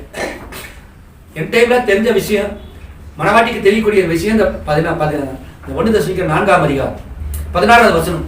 பிரதான தூதனுடைய சத்தத்தோடும் தேவ எக்கால். தேவ எக்கால்னா திருத்தவக்காரர்களுக்கு என்ன தெரியும் தெரியுமா? அந்த கிளாரிட்டி வாசிக்கிறாங்க, அதுதான் அவங்களுக்கு தெரியும். ஆனா பைபிள் என்ன சொல்லுது? தேவ எக்கால்ங்கிறது என்ன? ஒரு செய்தி, ஒரு மெசேஜ், ஒரு செய்தி. பழைய ஏற்பாட்டு நாட்கள்ல கிளாரினெட் வாசிச்சாங்க, தேவ எக்கால, ட்ரம்பட் வாய்ஸ். அது அந்த எக்கால ஊதப்படும் போது 2 மீனிங். அது ஒண்ணு வந்து எல்லாம் தூக்கிட்டு இருக்க எதிரி வந்துட்டான், யுத்தத்துக்காக ஒரு எக்கால ட்ரம்பட் வாசிப்பாங்க. வந்துட்டான் வெந்துடா, ராமசாமி வெளிச்சம் இழந்துறீங்களா, குச்சம் இழந்துறீங்களாம்பாங்க. இது யுத்தத்துக்கு போறது. இன்னொரு வந்து வாய்ஸ் டிஃபரெண்டா வாசிப்பாங்க. அந்த எக்கால வாசிக்கும் போது எங்க போவாங்க? விருந்துக்கு போவாங்க. விருந்துக்கு போறக்கும் தேவ எக்கால், யுத்தத்துக்கு போறக்கும் தேவ எக்கால். அதனால அப்போ ட்ரம்பட் வாய்ஸ். அப்ப இன்னைக்கு அந்த எக்காலம் ஒண்ணு விருந்து கலைக்கிறது, அதே எக்காலம் இன்னொன்னு என்ன செய்யுது? யுத்தத்துக்கு கலைக்கிறது. அப்ப கர்த்தர் தாமே ஆரவாரத்தோடும் பிரதானுடைய சத்தத்தோடும் தேவ எக்காலத்தோடு கர்த்தர் வருகிறார். அதுக்கு முன்னதாக பிரதானத்துடைய சத்தம். இந்த பிரதானத்துடன் ஆர்க் ஏஞ்சல் என்று சொல்கிறோம். அதாவது பிரதான தூதன் என்றால் சரியான தமிழ் பதம் தலைமை தூதன். அதாவது தூதர்களின் கூட்டத்துக்கு தலைவராக இருக்கிறான். 2 தூதர்கள் கூட்டம் இருக்குது. ஒரு தூதர் கூட்டம் விழுந்து போன கூட்டம். அந்த கூட்டத்துக்கு யார் தலைவன்? லூசிபர். இன்னொரு கூட்டம் இருக்கிறது, அந்த தூதர்கள் கூட்டம் தேவனை ஆராதிக்கிற கூட்டம். இந்த கூட்டத்துக்கு தலைவன் யாரு? இயேசு கிறிஸ்து. அதனால தான் அவர் சேனைகளின் அதிபதி என்று சொல்லுகிறோம். நம்முடைய தேசத்துல ஜனாதிபதி ஒருத்தர் இருப்பாரு, பிரதமர் ஒருத்தர் இருப்பாரு. யுத்தம் நடந்துச்சுனாக்க இந்த பிரதமர் துப்பாக்கி தூக்கிட்டு போக மாட்டாரு, அதே மாதிரி ஜனாதிபதி துப்பாக்கி தூக்கிட்டு போக மாட்டாங்க. யார் போவாங்க? ஜனநாயக நாட்டுல நம்ம என்ன செஞ்சிருக்கிறோம்? அதுக்கு ஆர்மி வச்சிருக்கிறோம் இல்லையா? கப்பல் படை, விமானப்படை, தரைப்படை, இப்படியாக ஆர்மி இருக்காது. அதுக்கு கேப்டன் இருப்பாரு. அந்த கேப்டன் செய்வார், கமாண்ட் பண்ணுவாரு, மற்ற ஆர்மி எல்லாம் போக யுத்தத்துக்கு போகும். ஆனா அரேபிய தேசங்கள்ல, இஸ்ரேல் தேசங்கள்ல, இன்னும் சில நாடுகள்ல எல்லாம், முஸ்லிம் கண்ட்ரிகள்ல, ஜூட்ஸ் கண்ட்ரில எல்லாம் எப்படின்னாக்கு அந்த நாட்டுக்கு யாரு அதிபதியா இருக்கிறாரோ அவர்தான் தளபதி. அவர்தான் யுத்தத்துக்கு முன்னாடி என்ன செய்யணும்? அந்த ஜிப்பாவையில கழட்டி போட்டுக்கிட்டு போர் வீரர் மாதிரி உடை அணிஞ்சுக்கிட்டு அவர் வாளோ கண்ணோ அல்லது துப்பாக்கியோ தூக்கிட்டு அவர் போகணும் யுத்தத்துக்கு. அப்ப அந்த நாட்டினுடைய அதிபதி தான் அந்த நாட்டுக்கு தளபதியாக இருக்கிறார். அதுபோலதான் எந்த ஆண்டவர் வந்து நமக்கு அதிபதியாக இருக்கிறாரோ அவரே நமக்கு தளபதியாக இருக்கிறார். இல்லையா? அப்ப சேனைகளின் அதிபதி யாரு? கிறிஸ்து. அப்ப 2 டீம் தான் இருக்குது. ஒரு டீம் ஒரு விழுந்து போன தூதர்களுக்கு லூசிபர் இருக்கிறார். இந்த லூசிபரை சரிக்கு சரியாக எதிரியாக தேவன் சிருஷ்டித்தார் என்று தீர்க்கதரிசி சொல்றார். ஏன் தெரியுமா? அவர் ஒரு எதிரியை நம்ம எதிர்க்கணும் அப்படின்னா அவனு சரி வல்லமை படைத்தவனா இருந்தா தான் நமக்கு ஒரு பெருமை இல்லையா? ஒரு ஆம்பளை இருக்கிறான், பொம்பளை வந்து வாழ் கத்துறா, போய் அவளை அடிக்கிறதுல நமக்கு என்ன வீரம் இருக்குது? ஆஹா, நான் அவளை அடிச்சுட்டேன் அப்படி நம்ம வீரம்னு சொல்ல முடியுமா? முடியாது. நம்ம காட்டிலும் பலசாலியான ஒரு ஆம்பளையோ அல்லது சரியான பலத்துக்கு பலம் உள்ள ஆணையோ யுத்தம் பண்ணி ஜெயிக்கிறதா ஆண்மை ஒரு வீரம் இருக்குது. அதுபோல ஆண்டவராகிய இயேசு கிறிஸ்து சாத்தானை சிருஷ்டிக்கும் போதே அவனை தனக்கு சரி நிகராக சிருஷ்டித்தார். Equal enemy. அதுதான் தேவனுக்கு பெருமை. அவன் சாத்தான் ஒரு சாதாரணமான நபர் அல்ல, அதை தெரிஞ்சுக்கணும். அவனுக்கு வந்து சிருஷ்டிப்பை மட்டும்தான் தேவன் கொடுக்கல, மற்றபடி எல்லாமே இயேசு கிறிஸ்துவுக்கு சரிக்கு சரியா நிக்கிறாங்க. அவர் தூக்கிட்டு போயிருக்காங்க மலை மேல போய் அவன் 3 டெஸ்ட் வச்சா பாத்தீங்களா, ஜெயிச்சிட்டாரு. அப்ப அந்த டீமுக்கு விடிவெளி நட்சத்திரம் யாரு? லூசிபர். இந்த டீமுக்கு விடிவெளி நட்சத்திரம் யாரு? ஆண்டவர் இயேசு. அது விடிவெளி நட்சத்திரம், இது விடிவெளி நட்சத்திரம். அவன் தேவகுமாரன் ஆனா விழுந்துட்டான், இவரு தேவகுமாரன் ஆனா தேவனுக்கு உண்மையா இருந்தார். இவர்தான் தேவன். இவர் சத்தியம் உள்ளவர், அவன் பொய்காரன். இவர் தாழ்மை உள்ளவர், அவன் மேட்டிமைக்காரன். இவர் பொறுமை உள்ளவர், அவன் அகங்காரம் பிடித்தவன். சோ ரெண்டுமே நெகட்டிவ் பாசிட்டிவ். இப்ப ரெண்டு சேனைகள். அப்போ பிரதான தூதன் எதுக்கு ரேப்சர்ல வராரு? அப்ப பிரதான தூதன் யாரு? மிகாவேல். எதற்காக வருகிறார்? இங்க ஒரு யுத்தம் நடக்க போகிறது. என்ன யுத்தம்? கண்ணுக்கு தெரியாத ஒரு யுத்தம். திருநாம் செய்தியில சொல்றாரு, அதை வாசிக்கிறேன்.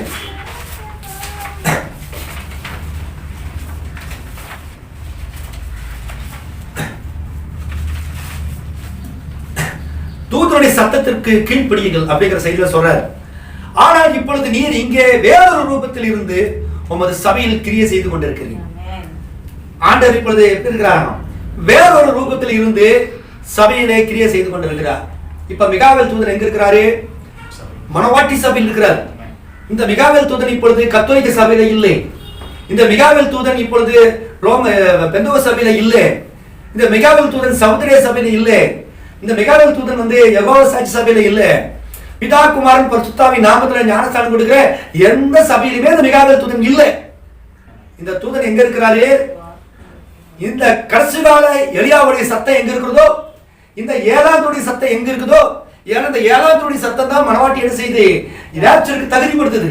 அப்ப மணவாட்டி எங்க இருக்கிறாளோ அங்கதான் பிசாசு வருவான். ஏன் தெரியுமா? மணவாட்டியை வஞ்சிப்பதற்காக, மணவாட்டியை விலை செய்வதற்காக சாத்தான் வருகிறான்.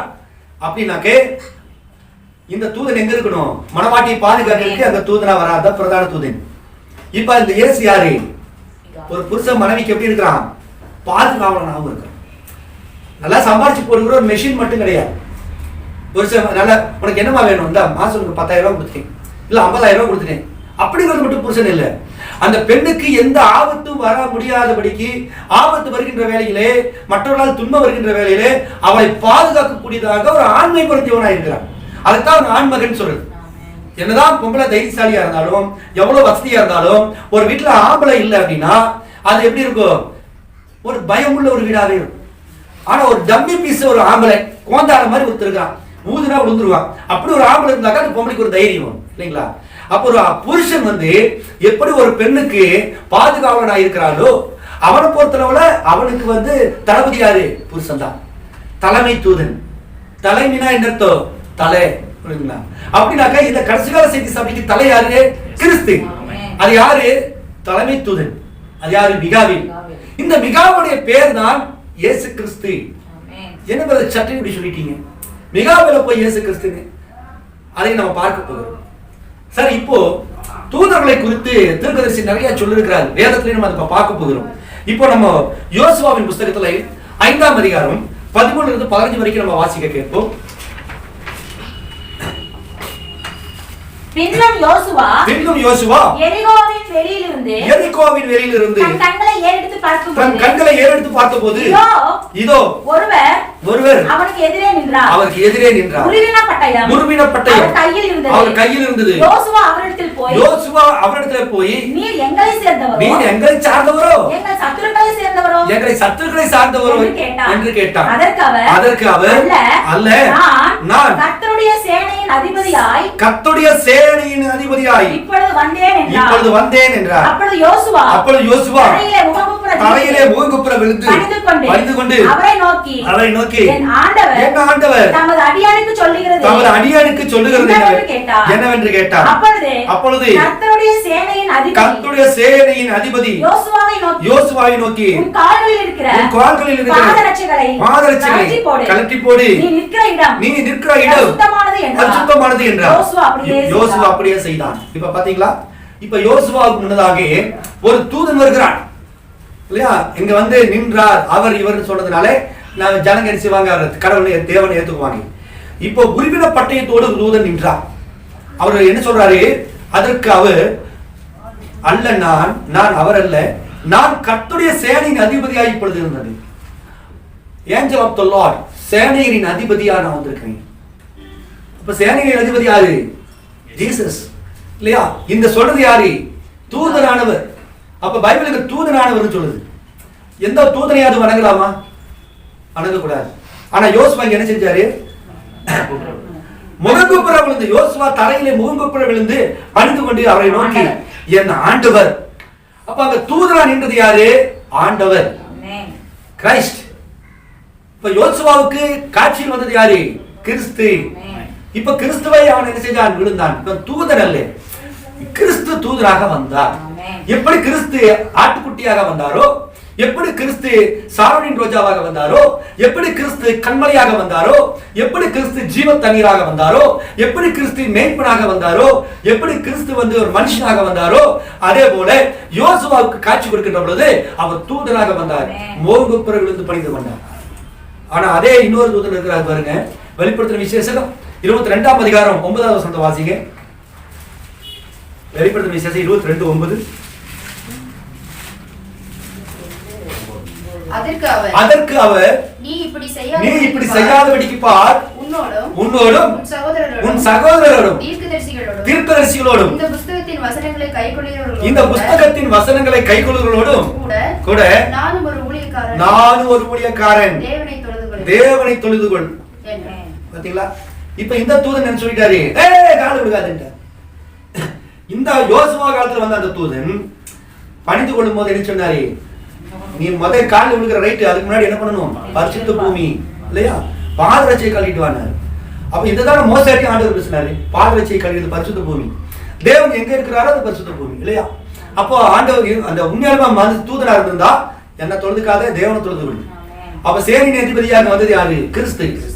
அதே போல ஆனால் வெளிப்படுத்தல் 22ஆம் அதிகாரம் 9வது வசனம் என்ன சொல்லுதுனாக்க, நீ இப்படி செய்யாதபடிக்கு பாரு, நான் உன்னோடும் சகோதரர்களோடும் தீர்க்கதரிசிகளோடும் இந்த புத்தகத்தின் வசனங்களை கைக்கொள்ளுகிறவர்கள், இந்த பைபிளை யாரெல்லாம் கைக்கொள்றாங்களோ அவங்களோடும் நானும் ஒரு ஊழியக்காரன்பா, ஏன் கால விடாது.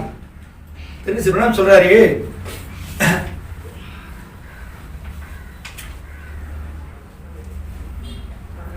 அதாவது அவர் என்ன சொல்றாரு அப்படின்னா, தூதனுடைய சத்தத்திற்கு கீழ்ப்படிங்கிற செய்தியில சொல்றாரு. 16வது பக்கத்துல சொல்றாரு, கொஞ்ச காலத்துக்கு முன்பு யாக ஒருவர் என்னிடம், சோரன் பிரணாமே, தூதர்கள் பழைய ஏற்பாட்டில் பணிவிடை செய்யும் ஆவிகளாக இருந்தார்கள், ஆனால் பரிசுத்த ஆவியானவர் வந்தது முதற்கொண்டு அதற்கு மேல் நமக்கு பணிவிடை செய்யும் தூதர்கள் இருக்கவில்லை என்றார். இப்பொழுது அன்பு நண்பர்களே, இது தூதர்களை ஆராதிப்பதல்ல என்பதை புரிந்து கொள்ளுங்கள். தூதர்களை ஆராதிப்பதில் நமக்கு நம்பிக்கை கிடையாது. ஆராதிக்கப்பட வேண்டியவர் ஒருவர் மாத்திரமே, அவர்தான் தேவன். அவருடைய குமாரன் தம்முடைய பரிசுத்த ஆவியானவர் எந்த தூதனோ எதுவுமோ எந்த மனிதனோ அல்லது எந்த தூதனும் ஆராதிக்கப்பட வேண்டியவன் அல்ல. மேலும் அப்பொழுது தேவதூதன், ஒரு உண்மையான தேவதூதன் ஆராதிக்கப்படும்படி நிற்க மாட்டான். ஆனால் அந்த தூதர்கள் பரிசுத்தாவி வந்த பிறகு இன்னுமாக சபைக்கு ஊழியம் செய்கிறார்கள் என்பதை நீங்கள் கட்டாயம் அறிந்திருக்க வேண்டும் அப்படின்றார். அப்ப தீர்க்கதரிசி என்ன சொல்றாரு தெரியுமா? எந்த தூதனும் செய்ய மாட்டான், நம்ம ஆராதிக்கும்படியாக அனுமதிக்க மாட்டான். ஒரு உண்மையான தூதன் வந்திருந்தானா, லூசிபர் வந்தானா என்ன செய்வான்? தூதன் வந்தானா என்ன வணங்குப்பாம்பா. ஆனா உண்மையான தூதன் என்ன செய்ய மாட்டான்? எங்கால விழுகாது. அப்ப வெளிப்படுத்தும் விசேஷம் 22ஆம் அதிகாரம் 9வது வசனத்தில் இருந்த தூதன் யாரு? ஒரு உண்மையான தூதன், பரலோகத்துடைய தூதன். அவர் கிறிஸ்து அல்ல, உண்மையான தூதன். இந்த இடத்துலதான் பிரணாமை கிறிஸ்து என்று வழிபடுகிற ஒரு கூட்டம் உண்டு. இவங்க என்ன செய்யறாங்க? இந்த தூதன் யாரு? பிரணாம் கிறிஸ்து அப்படின்னு ஒரு உபதேசத்தை கொண்டு வராங்க. அது யாருங்கிறது நம்ம பிறகு பார்ப்போம். அந்த தூதன் யாரு? நம்ம தீர்க்கதரிசி அது என்னன்னு பார்க்கணும், அது பிறகு வேற. ஆனா ஒரு தூதன், அது கிறிஸ்து அல்ல, அதை மட்டும் தெரிஞ்சா போதும். அந்த கால விழுந்த தூதன் எந்த காலில் விழுந்தாரோ அந்த காலுக்குரியவர் யாரு இல்ல? கிறிஸ்து இல்ல. அதனாலதான் அவர் என்ன சொன்னாரு? என்ன தொழுது கொள்ளாதே. என்ன சொன்னாரு? ஐ எம் நாட் கிரைஸ்ட், நான் கிறிஸ்துவ அல்ல, நான் கிறிஸ்துவால் அனுப்பப்பட்டவன். யோகஸ்தானகர் என்ன சொன்னான்? அவன் கிறிஸ்துவான கேள்வி கேட்ட போது யோகஸ்தானகர் என்ன சொன்னான்? நான் அவருடைய பாதரட்சியின் வாரை கூட அழைப்பதற்கு நான் பாத்திரவான் அல்ல, எனக்கு பின் ஒருவர் வருகிறார், அவர் என்னில எப்படி இருக்கிறாரு? மேன்மை உள்ளவர், என்னில பெரியவர். அதான் பிரண்ணாம் சொன்னார், எனக்கு பின்னாடி ஒருத்தர் வருவாரு, அவன் மைட்டி ஏஞ்சல், பலமுள்ள தூதன், அவர் கிறிஸ்து, அவருடைய பாதரட்சியின் வாரை அவன் பிற்கூட நான் பாத்திரன் அல்ல, என்ன கிறிஸ்துன்னு சொல்லி கேவலப்படுத்தாதீங்க அப்படின்ட்டு. அதனால அந்த தூதன், எந்த ஒரு தூதனும் என்ன செய்ய மாட்டான்? தன்னை வணங்கும்படியாக அனுமதிக்க மாட்டான். நல்லா தெரிஞ்சுடுங்க. சரி, அடுத்ததாக நம்ம பார்க்கின்ற பொழுது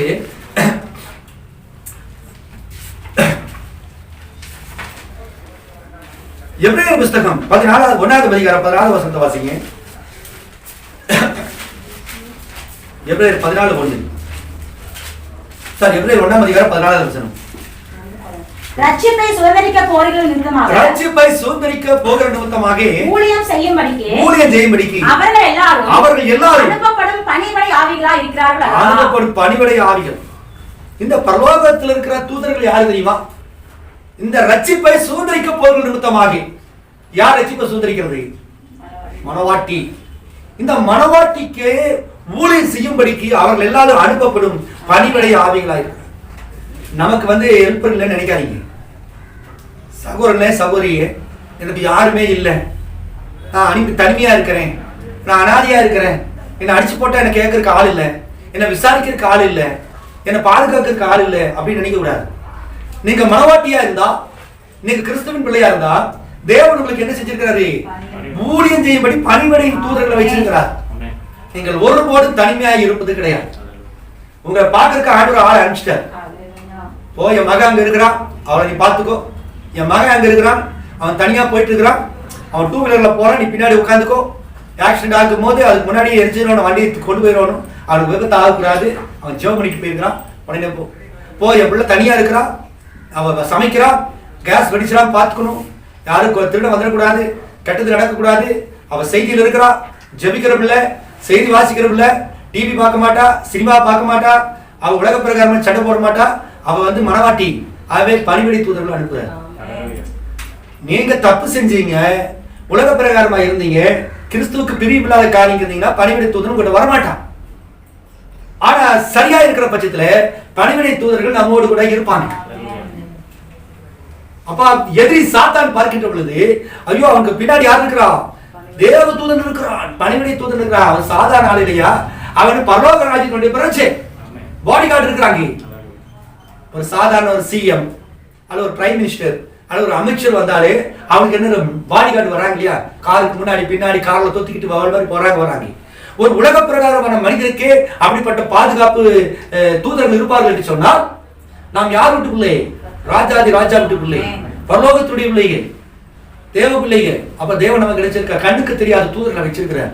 நம்ம செய்யற பாவம் அவனுக்கு தெரியும். அவன் இந்த தேவன் என்ன செய்வார்? அவருக்கு எல்லாமே தெரியும். பாருங்க, 2 ராஜாக்களின் புஸ்தகத்துல 6ஆம் அதிகாரத்தை வாசிங்க. 2 ராஜாக்களின் புஸ்தகம் 6ஆம் அதிகாரம் 16.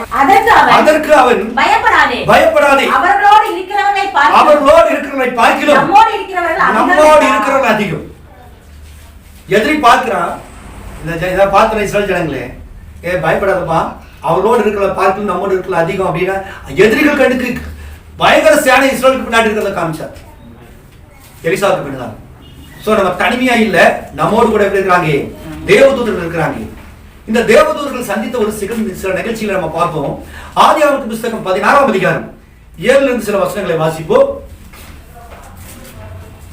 ஆதியாகமம் 16:7 இருந்து. கர்த்தருடைய தூதனானவர் அவளை வனாந்தரத்திலே சூருக்கு போகிற வழியருகே இருக்கிற நீரூற்றண்டையில் கண்டார். இங்க யார் இது? ஆகாரு ஆபிரகாமிட்ட இருந்து பிள்ளையை எடுத்துட்டு அல்ல பொருள்களை எல்லாம் வாங்கிட்டு வருகின்ற பொழுது அந்த வழியில வனாந்தரத்துல வரும்போது தண்ணீர் இல்லாத ஒரு சூழ்நிலை. ஆனா வித்து யாரு வித்து தெரியுமா? ஆபிரகாமுடைய வித்து. அது பொல்லாத வித்து தான், அது பொல்லாத ஜனங்களை பிறப்பிக்க போகுது. ஆனாலும் யாருடைய வித்து? ஆபிரகாமுடைய வித்து. ஆகார் மேல தேவனுக்கு பிரியம். ஏன்னா ஆபிரகாமுக்கு எப்படி இருந்தா? அவ மனைவியா இருந்தா. ஆபிரகாமுக்கு சந்தோஷத்தை கொடுத்தா. ஆபிரகாம் நிமித்தம் தேவன் ஆகார தேவதூதரை வச்சு ஃபாலோ பண்றாரு. போகும்போது 10வது வசனம் சொல்லுது, பின்னும் கர்த்தருடைய தூதனானவர் அவளை நோக்கி, உன் சந்ததியை மிகவும் பெருக பண்ணுவேன், அது பெருகி எண்ணி முடியாததா இருக்கும் என்றார். சொன்னது யாரு? அங்க வசனம் என்ன சொல்லுது? தூதனானது இல்லையா? தூதனா இருந்தாக்க இந்த வாக்குத்தத்தம் கொடுக்க முடியுமா? சந்ததியை பெருக பண்ணுவேன்னு சொல்ல முடியாது. அப்ப அந்த ஏஞ்சல் ஆஃப் தி லார்ட், கர்த்தருடைய தூதனானவர் யாரு? கிறிஸ்து அந்த வாக்குத்தத்தம் கொடுக்கிறாரு இல்லையா? அந்த வாக்குத்தத்தம் சந்ததியை பெருசா பண்ணுவேன். 14வது வசனம் சொல்லுது, ஆகையால் அந்த துறவு பெயர் லகாய் நோய் எனப்பட்டது, அது காதேசுக்கும் பாரத்துக்கு நடுவே இருக்கிறது. 13வது வசனம் சொல்லுகிறது, அப்பொழுது அவள் என்னை காண்பவரை நான் இவ்விடத்தில் கண்டேன் அல்லவா என்று சொல்லி தன்னோடு பேசின கர்த்தருக்கு நீர் என்னை காண்கிற தேவன். அப்ப அந்த தூதன் யாரு? கர்த்தர். அந்த கர்த்தருக்கு என்ன பேரிட்டா? The Lord says to me, நீர் என்னை காண்கிற தேவன். அப்ப தூதன் யாரு? கர்த்தர் பைபிள் சொல்லுது. அடுத்தது ஆதியாகமம் 22ல இன்னொரு சம்பவத்தை நம்ம பார்ப்போம். ஆதியாகமம் 22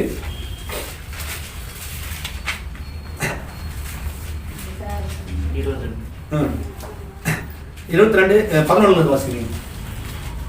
அப்பொழுது கர்த்தருடைய தூதனானவர் வானத்திலிருந்து ஆபிரகாமே என்ன?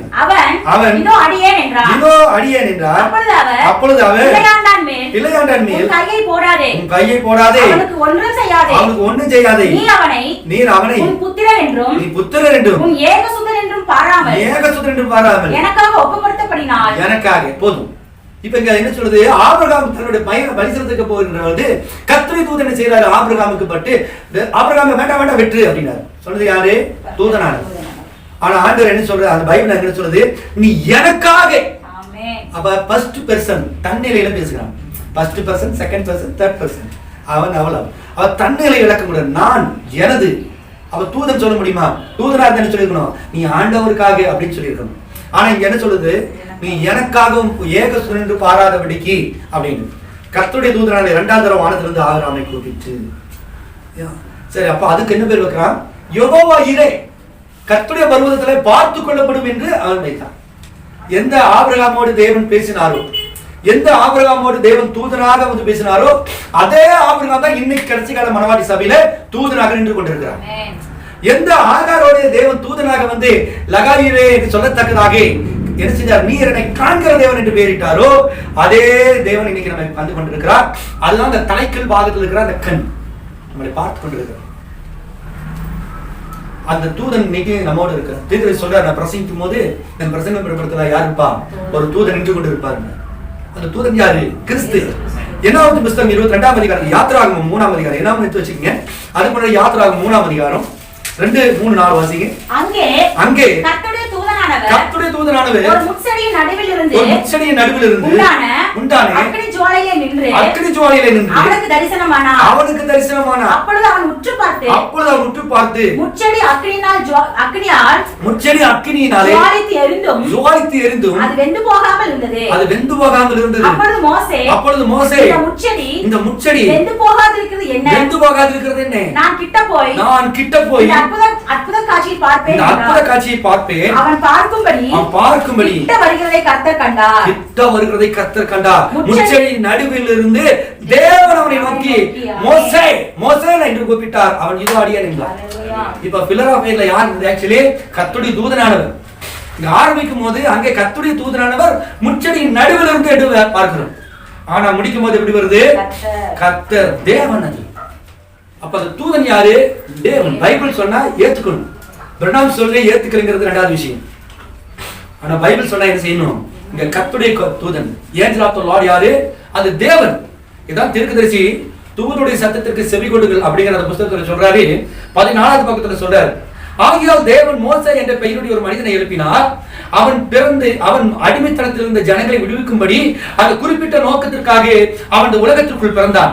தேவன் அவனை கொண்டிருந்தார். அவன் அந்த ஜனங்களால் தங்களுக்கு தாங்களே உதவி செய்ய முடியவில்லை. அவர் அவருடைய வழியாக அவர்களை வெளியே கொண்டு வந்தார். அது மோசே அல்ல. மோசே ஒரு காலம் ஒரு அற்புதத்தை நடப்பிக்கவில்லை. அது மோசேக்கு முன்பாக போனே தேவனுடைய தூதனானவராகவே இருந்தது. மோசே மிராக்கிள் பண்ணும்போது செங்கடல் பிளந்த போது அதெல்லாம் யாரு? அது மோசே இல்ல. மோசேக்கு முன்னாக யார் போனா? ஒரு தேவ தூதன். அது இரவில் அக்கினி ஸ்தம்பமாகவும் பகலில் ஒரு மேக ஸ்தம்பமாகவும் இருந்தது. அப்ப பில்லர் ஆஃப் ஃபயர் எது? தேவதூதன். பில்லர் ஆஃப் கிளவுட் எது? அது தேவதூதன். இன்னைக்கு நம்ம தீர்க்கதரிசி தலைக்கு மேல இருக்கிற அக்கினி ஸ்தம்பம் இருக்கு இல்லையா? இந்த அக்கினி ஸ்தம்பம் இது யாருடைய படம்? தேவதூதன். இது யாரு? இது ஏழாம் தூதன். இது மனிதன். ஆனா இந்த மனிதன் தலைக்கு மேல இருக்கிறது எது? இது அக்கினி ஸ்தம்பம். இது யாருடைய? இது தேவதூதன். அதனாலதான் தீர்க்கதரிசி சொல்லும்போது செய்தியில படிக்கும் போது செய்தியில இருக்கிறவங்களுக்கு நிறைய கன்ஃபியூஸ் ஆயிரும். கர்த்தருடைய தூதனுடைய படத்தை நான் மாட்டி வைத்திருக்கிறேன் பாரு. கர்த்தருடைய தூதனுடைய படத்தை நான் மாட்டி இருக்கிறேன் பாரு. நிறைய பேர் என்ன சொன்னாங்க? ஒரு பிரணாமத்தை கர்த்தருடைய தூதன் சொல்றாரு. அவரும் கர்த்தருடைய தூதன் தான். ஆனா மனித தூதன். ஆனா அவர் தலைக்கு மேல இருக்கிற பில்லர் ஆஃப் ஃபயர் இருக்கு பாருங்க, அது கர்த்தருடைய தூதன். இது யார் தெரியுமா? அது தேவதூதன். அது கிறிஸ்து. புரியுதுங்களா? அந்த பில்லர் ஆஃப் ஃபயர்க்காக தான் அவர் அந்த சபையில அந்த படத்தை மாட்டியிருந்தாரு. தவிர தன்னுடைய படம் வந்து சபையில இருக்கணும் மாட்டல. தெரிஞ்சிடுங்க. சரி, அந்த சொல்றாரு, மோசேயை வழிநடத்தின தூதனானவர் உடன்படிக்கையின் தூதன் என்பதை நாம் அறிவோம். அவர் தேவகுமாரனை கிறிஸ்து தாம். மேலும் இப்பொழுது அல்லது தேவனை விட்டு வெளியே வந்த லோகோஸ் தான் அந்த தேவகுமாரனாக இருந்தது. அதன் பிறகு அப்ப மோசேயை வழிநடத்தின அந்த தூதன் யார் தெரியுமா? உடன்படிக்கையின் தூதன். இதை நீங்க மறந்துடக்கூடாது. உடன்படிக்கையின் தூதன். சரி, இப்ப என்னாகமத்துல வாசிக்கின்றோம். என்னாகமம் 22ஆம் அதிகாரத்தை எடுத்து வாசிங்க. என்னாகும் 22.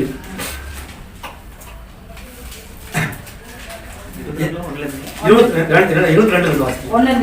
22.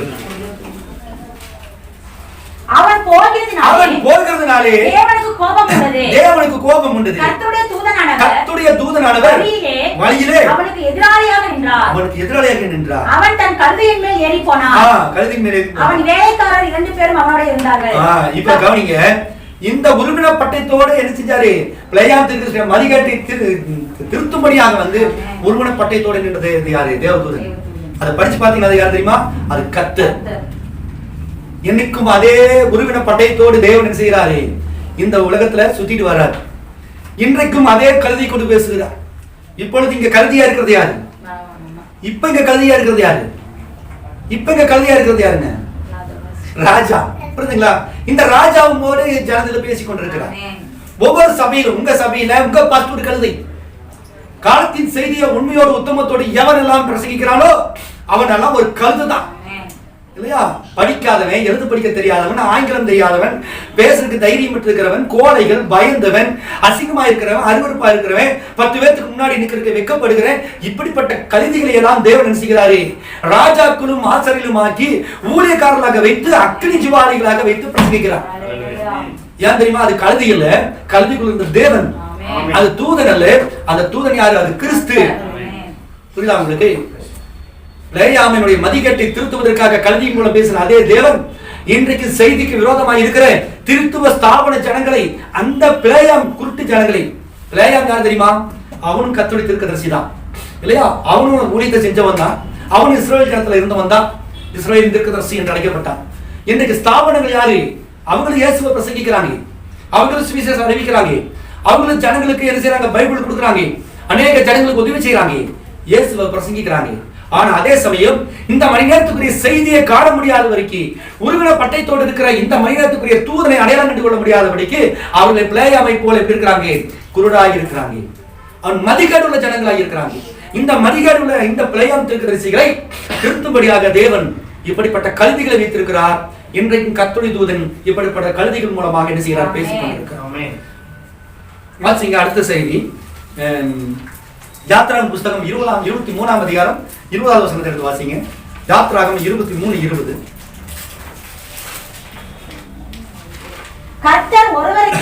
கர்த்தர் ஒருவருக்கே ஒழிய வேறே தேவர்களுக்கு பலியிடுகிறவன் சங்கரிக்கப்படுகிற கடவன் அந்நியனை சிறுமைப்படுத்தாமலும் இருப்பீர்களாக.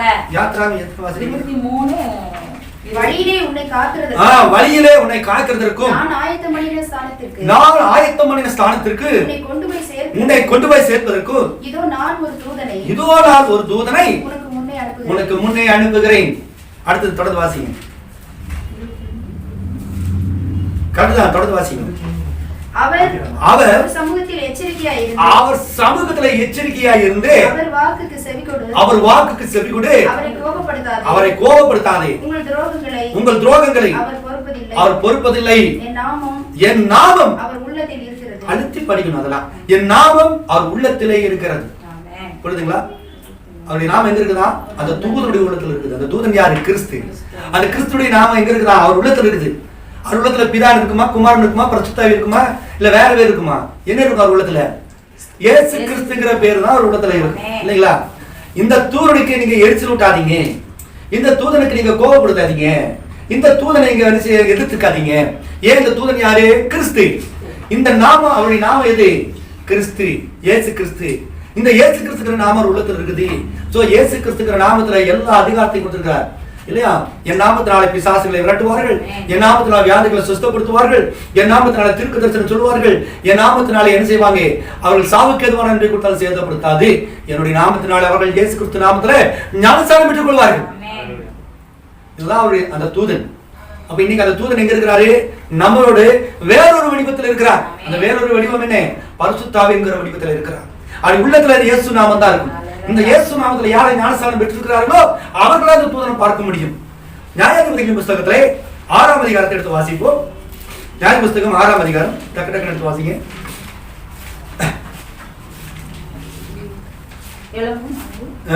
11வது வசனம் வாசிங்க. 6ஆம் அதிகாரம் 11வது வசனம். அதற்கு பின்பு கர்த்தருடைய தூதனானவர் வந்து அபியஸ்ரியனாகிய யோவாசின் ஊராகிய ஒப்ராவில் இருக்கும் ஒரு கர்வாலி மரத்தின் கீழ் உட்கார்ந்தான். போதும். இப்போ அங்க வந்து இருபது சம்பவம் நடக்குது. 12வது வசனம் வாசிங்க. 12. கர்த்தருடைய தூதனானவர் அவனுக்கு தரிசனமாகி பராக்கிரமசாலியே கர்த்தர் உன்னோட இருக்கிறார் என்றார். இப்ப பாருங்க, கர்த்தர் வந்து என்ன செய்தாரு? பைபிள் சொல்லுது கர்த்தருடைய தூதனானவர் வந்து பராக்கிரமசாலியே கர்த்தர் உன்னோட, நான் உன்னோட இருக்கிறேன்னு சொல்லணும். ஆனா இங்க வசனம் சொல்லுது கர்த்தர் உன்னோட இருக்கிறார். இங்க நான் உன்னோடன்னு சொல்லல, கர்த்தர் உன்னோட இருக்கார். இப்ப நம்ம தெரிஞ்சுக்கணும். கடைசி 22-23 வாசிங்க. 22ஆம் வசனம் 23ஆம் வசனம்.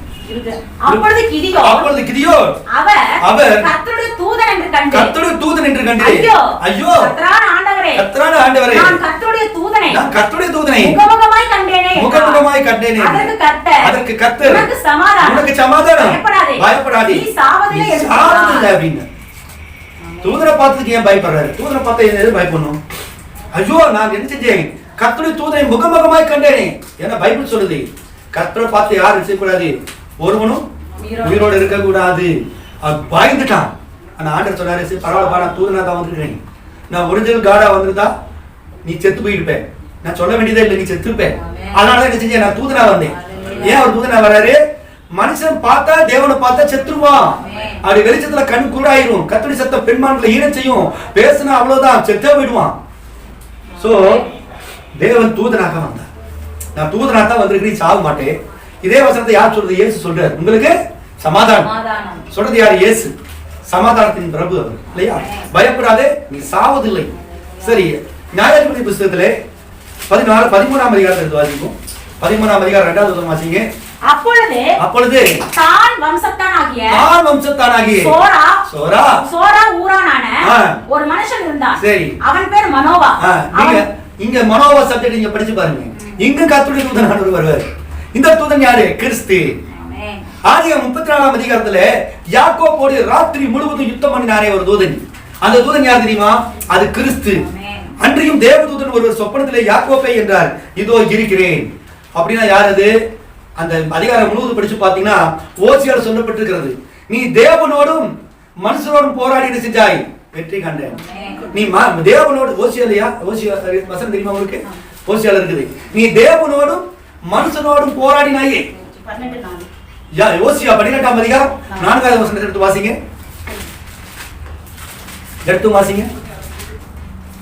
அவன் தூதனானவரோட போராடி மேற்கொண்டான். அழுது அவரை நோக்கி கெஞ்சி பெத்தேலிலே அவர் அவனை கண்டு சந்தித்து அவ்விடத்திலும் நம்மோடு பேசினார். யார் இது? தேவன். அப்ப தூதன்ங்கிறது வந்து 2 அர்த்தம் இருக்குது. ஒண்ணு, பரலோகத்தின் தூதர்கள் வேற. ஆனால் தேவன் பல இடங்களில் செஞ்சாரே, தேவ தூதனாக இறங்கி இருக்கிறார். இன்னும் நிறைய சொல்லலாம்.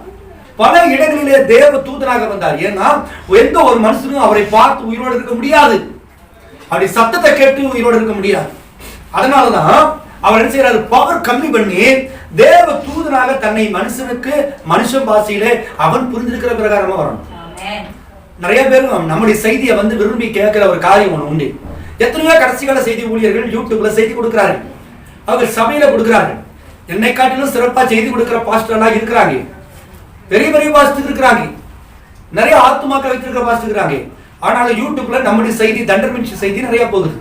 அவங்க சொல்லுகிற ஒரே ஒரு காரியம் என்னன்னாக்கே, மற்ற பாஸ்டர் கொடுக்கிற செய்தியெல்லாம் எங்களுக்கு புரியுறது இல்லை. ஏன்னா அவங்க என்ன செய்யறாங்க? அவங்க ஆர்ப்பாட்டமா ஆர்ப்பரிச்சு குதிச்சு ஓடி ஆடி பிரசங்கம் பண்ணி குத்தி ஆங்கிலத்துல தமிழ் மாத்தி அங்க ஓடி இங்க ஓடி சத்தம் போட்டு அது ப்ராப்பர்ட்டி இப்படி சொல்றாரு, தெரிவிச்சு இப்படி சொல்றாரு, வசனம் இப்படி சொல்றதுன்னு அந்த ஒரு கேப்பே விடாம என்ன செய்யறாங்க? பேசுறாங்க. இதால இந்த ஜனங்களுக்கு அந்த கண்டினியூட்டி கிடைக்கிறது இல்லை. ஆனா அவங்க சொல்றது சொல்றீங்க, நீங்க பேசுற செய்தி ரொம்ப எளிமையா சிம்பிளா ஒரு குழந்தை கூட புரிஞ்சுக்கிற மாதிரி இருக்குது. அதனாலதான் உங்க செய்தி நாங்க பாக்குறோம் அப்படின்னு. ஒவ்வொரு சனிக்கிழமையும் ஒரு ஞாயிற்றுக்கிழமையில நம்மளுடைய செய்தி எல்லாரும் கவனிக்கிறாங்க. அதனாலதான் இவ்வளவு அக்கறையான செய்தி கொடுக்கிற காரணம், ஏதோ ஒரு ஆத்மாவுக்கு பிரயோஜனமா இருக்கு.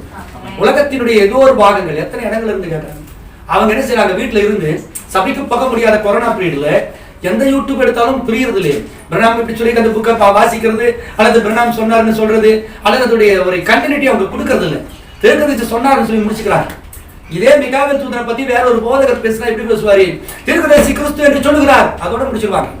எப்படி சொன்னார், ஏன் சொன்னாரு அவங்க விளக்க மாட்டாங்க. ஆனா நம்முடைய செய்தி சின்ன குழந்தைகளும் புரிந்து கொள்ளும்படியாக என்ன செய்யறோம், பாட்டு பாட்டா பிரிச்சு கொடுங்க. அது நமக்கே அவ்வளவு அறிவு இருக்குதுன்னா தேவன் என்ன செய்யறாரு, நேரடியா நான் வந்து ஆர்ப்பரிச்சு குதிச்சேன்னா இவன் செத்துருவான். ஆகவே தேவன் மனிதனை போல ஒரு சாய் உள்ள ஒரு தூதனாக கீழே இறங்கி வருகிறார். அதைத்தான் கர்த்தருடைய தூதன் என்று தேவன் பேர் வைக்கிறார். கர்த்தருடைய தூதனாக்க எல்லாமே நீங்க நினைச்சிடக்கூடாது ஒரு தூதன் அப்படின்னு. அப்ப இங்க கவனிக்கிற பொழுது இந்த தூதன் செய்தி கொடுக்கிற தூதனாக வருகிறார், பாதுகாக்கிற தூதனாக வருகிறார். எல்லாவற்றுக்கும் மேலாக தேவன் பரலோகத்தினுடைய ஒரு போர் படை தளபதியாக மிகாவேல் தூதனாக இருக்கிறார். அவ்வளவுதான். இந்த மிகாவேல் தூதனாக்க ஒரு ஏஞ்சல் பீயிங். இந்த தேவதூதன் லிஸ்ட்ல நீங்க போட்டக்கூடாது. பைபிள்ல மொழிபெயர்த்தவர்களுக்கு வெளிப்பாடு இல்லாதனாலே அவங்க நினைச்சிட்டாங்க மிகாவேல் தூதன் அவன் இவன் போட்டாரு. அவங்களுக்கு இந்த வெளிப்பாடு இருந்தா எப்படி போட்டிருப்பாங்க? மத்ததெல்லாம் போட்டிருக்காங்க இல்லையா, கட்டோலிக் தூதனானவர் அதே மாதிரி தான் போட்டிருப்பாங்க. அந்த ரெவலேஷன் இல்லை. ஏன் தெரியுமா?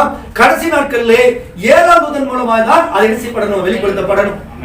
யெகோவா சாட்சிக்காரர்கள் கூட அதை சொன்னாங்க, மிகாவேல் தூதன் என்பது கிறிஸ்துவை குறிக்கிறதுன்னு. ஆனா அவங்க எப்படி கொண்டு வந்தாங்க? கிறிஸ்துவுக்கு மேல பிதா இருக்கிறாரு, பிதா அனுப்பின மிகாவேல் தூதன் என்று கொண்டு வந்தாங்க. அதே போல செவன்டிடேக்காரர் கூட மிகாவேல் தூதனை சொன்னாங்க. எப்படி சொன்னாங்க தெரியுமா? இந்த மிகாவேல் தூதன் கிறிஸ்து, ஆனா இவருக்கு மேல பிதா இருக்கிறாரு. அப்படி பிதா வந்து கிறிஸ்துவ அனுப்பிச்சாருன்னு கொண்டு வந்துட்டாங்க, கிறிஸ்துவத்தை கொண்டு வருகிறான். ஆனா நம்ம தீர்க்கதரிசி வரும்போது நெவர்பா, அவர்தான் தேவன், அவர்தான் பிதா, அவர்தான் குமாரன், அவர்தான் சௌரன் ரோஜா, அவர்தான் லீலி புஷ்பம், அவர்தான் 15 சிறந்தவர், அவர்தான் மேய்ப்பன், அவர்தான் ஆட்டுக்குட்டி, அவர்தான் கண்மலை, அவர்தான் ரோஜா, அவர்தான் வந்து அக்னிஸ்தமம், அவர்தான் ஜீவ தண்ணீர். A to Z அவர்தான் மிகாவேல் அப்படின்னு. பழைய ஏற்பாட்டுடைய மிகாவேல் புதிய ஏற்பாட்டுல எப்படி இருக்காரு? இமானுவேலாக இருக்கிறார். சோ மிகாவேல் அப்படிங்கிறது போர்ப்படை தளபதி. இந்த தளபதி இந்த கடைசி நாட்களில் வருவான் என்று தானியேல் சொல்லுகிறார். அந்த நாட்களில புத்தகத்தில் எழுதப்பட்டிருக்கிறவங்க என்ன செய்வாங்க? வாசிங்க. தானியேல் 10ஆம் அதிகாரமா 12ஆம் அதிகாரமா? முதல்ல வாசிச்சோம் இல்லையா?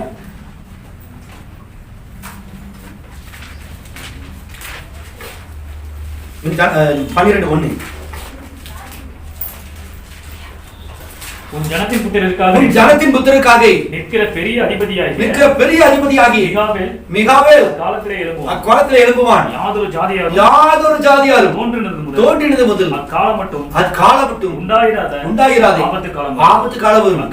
அக்காலத்திலே புஸ்தகத்தில் எழுதியிருக்கிறவர்கள் காணப்படுகிற உன் ஜனங்கள் அனைவரும் விடுவிக்கப்படுவார்கள். ஒரு பெரிய ஆபத்து காலம் வருது. யுத்தம் எங்க நினைச்சு? முதல் யுத்தம் வானத்திலே. வானத்தில் யுத்தம் நடக்கும் போது ஒரு பெரிய கூட்ட சாத்தானுடைய கூட்டத்தை மிகாவேல் தான் பூமியில தள்ளி விட்டார். பூமியில வந்து விழுந்தான். ஆனா இப்ப அவன் எங்க இருக்கான் தெரியுமா? மத்திய ஆகாயத்தில் இருக்கான், 2வது வானத்தில் இருக்கான். அவன் அங்கதான். அதனால பவுல் இருக்கிறாரு, உங்களுக்கு இந்த பூமிக்கு மாத்திரமல்ல வானமண்டலத்தில் இருக்கிற பொல்லாத ஆவிகளின் சேனைகளோடு உங்களுக்கு யுத்தம் உண்டு. வானமண்டலத்தில் இருக்கிற பொல்லாத ஆவி சேனைக்கு நமக்கு என்ன பிரச்சனை? ஏதோ நம்ம ஏதாவது ஒரு இது பண்ணோமா? அவன் அங்க இருக்கிறான், நம்ம இங்க இருக்கிறோம். என்ன? வானமண்டலத்தில் உள்ள பொல்லாத ஆவிகளின் சேனைகளோடும் உங்களுக்கு போராட்டம் உண்டு. ரேப்சர் நடந்து எடுத்துக்கொள்ளப்பட நடக்கும் போது நம்முடைய சரீரமானது மகிமையின் சரீரமாக ஆவிக்குரிய சரீரமாக மாற்றப்பட்டு நம்ம அந்த மத்திய ஆகாயத்துக்கு நம்ம போறோம் பாருங்க. அந்த மத்திய ஆகாயத்துல இப்ப யாரு உட்கார்ந்துருக்கா தெரியுமா? அவன் தான் உட்கார்ந்துருக்கிறான். இப்ப அந்த இடத்த விடுவானா? ஏய் நான் விட மாட்டேன்பா. அப்போ ஆண்டவராகிய இயேசு கிறிஸ்து எப்படி வராரு தெரியுமா? மனவாட்டியை மீட்கும்படியாக பிரதானத்துடைய சத்தம், வாய்ஸ் ஆஃப் தி ஆர்ச்ஏஞ்சல். இந்த பிரதானத்துடைய சத்தம் அந்த பிரதான தூதன் இருக்கிறதுனால தான் இந்த மிகாவேல் ராப்சர்ல போகும்போது 7 சபை காலங்கள் மனவாட்டி மேலே போக போக முன்னாடி போறது யாரு? சேனைகளின் அதிபதி கிறிஸ்து போகிறார். இப்ப அவன் அந்த படையோடு கூட அவன் நிக்கிறான். அங்க லூசிபர் நிப்பான், அவன் பின்னாடி படைகிறான். இப்ப அங்க ஒரு போராட்டம், வானமண்டலோட பொல்லாத ஆவியின் சேனை ஒரு போராட்டம். அங்க யுத்தம் பண்ணி அவனை பூமிக்கு கீழே தள்ளுறோம். அதுக்கு பிறகு அந்த மத்திய ஆகாயத்தை நம்ம சுதந்திரத்துக்கு கொடுக்கிறோம். இந்த பூமியில வந்து கீழே விழுகிறவன் தான் 3 வருடம் உபத்திரவகாலமாக அவன் போப்புக்குள்ள தன்னை அபிஷேகித்துக் கொள்கிறான். அப்படி தூதர்கள் எல்லாம் ஸ்தாபனங்களுக்குள்ள இருந்து போயிடுவாங்க. புரியுதா உங்களுக்கு? அப்ப வானமண்டலம் உள்ள பொல்லாத ஆவியின் சேனைகளோடு இந்த யுத்தம் பண்றதுக்கு பிரதான தூதனுடைய சத்தம். இன்னைக்கு இந்த பிரதானுடைய சத்தம் இங்கதான் நீங்க கவனிக்கணும். இதுவரைக்கும் கேட்ட செய்தி அல்ல, இப்பதான் இந்த செய்தியுடைய முடிச்சுக்கு நம்ம வந்திருக்கிறோம்.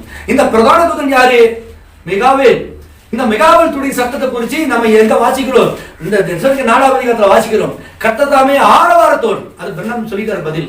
ஆரவாரம் என்பது இப்பொழுது போய்கொண்டிருக்கிற செய்தி. நான் பேசுற இந்த செய்தி தான் இந்த எலியாவுடைய செய்தி தான், இந்த ஏழாந்தனுடைய செய்தி தான் அது உலகம் முழுது போயிட்டு இருக்குது. ஆனா பிரதானுடைய சத்தம் இருக்குது. நான் போனதுக்கு பிறகு நான் இருக்கும் போது அது வந்து மெச்சாகும். அந்த பிரதான தூதன் யாரு? கிறிஸ்து, மிகாவேல். இந்த மிகாவேலுடைய தூதரின் சத்தத்தோடும் தேவ எக்காலத்தோடும். அப்ப இந்த பிரதான தூதன் யாரு? கிறிஸ்து. அப்போ 1963 கிறிஸ்து வந்திருக்கணும் இல்லையா? இவர் எதற்காக வருகிறார்? இவரை குறித்து சொல்லுகின்ற பொழுது திருக்கதரிசி சொல்றாரு, அவன் யாருக்கு? அந்த பிரதான தூதன் உடன்படிக்கையின் தூதன். மோசேயோடு அவன் உடன்படிக்கை பண்ணினான், தாவீதோடு உடன்படிக்கை பண்ணினான், பழைய ஏற்பாட்டு பரிசுத்தவான்களோடு உடன்படிக்கை பண்ணினான். வெளிப்படுத்தின விசேஷம் 7 முத்திரைகள் திருக்கதரிசி சொல்லும் போது என்ன சொல்றாரு? அவர் உடன்படிக்கையின் தூதன் என்று 7 முத்திரை வெளிப்பாடு 123வது பக்கத்துல இருக்குது. யாரு? பலமுள்ள தூதன். இந்த பலமுள்ள தூதன் ஒரு உடன்படிக்கையின் தூதன். இந்த தூதன் எங்க வந்தாரு? வெளிப்படுத்தின விசேஷம் 10ஆம் அதிகாரம் 1வது வசனம் எடுத்து வாசிங்க. பின்பு பலமுள்ள வேறொரு தூதன் வானத்திலிருந்து இறங்கி வர கண்டேன். மேகம் அவனை சூழ்ந்திருந்தது. அவருடைய சிரசின் மேல் வானவில் இருந்தது. அவருடைய முகம் சூரியனைப் போலவும் அவருடைய கால்கள் அக்கினி ஸ்தம்பங்களைப் போலவும் திறக்கப்பட்ட சிறு புஸ்தகம் அவன் கையில் இருந்தது. தன் வலது பாதத்தை அமுத்தின போதும். இவன் சுத்தி வானவில் இருந்துச்சு. வானவில் என்பது எது கிடையாலும் உடன்படிக்கை கிடையாது. அதனாலதான் திருக்கதரிசி சொல்றாரு அவன் உடன்படிக்கையின் தூதன். யாரு? Mighty angel. இப்ப இவனை பலமுள்ள தூதனா அவன் இவன் தானே சொல்றது. இப்ப இவன் தூதன் தானே. இப்ப என் டைம் பாஸ்டர்ஸ் நிறைய பேர் இவனை தூதன் கிறிஸ்துன்னு ஒத்துக்கிறாங்க இல்லையா?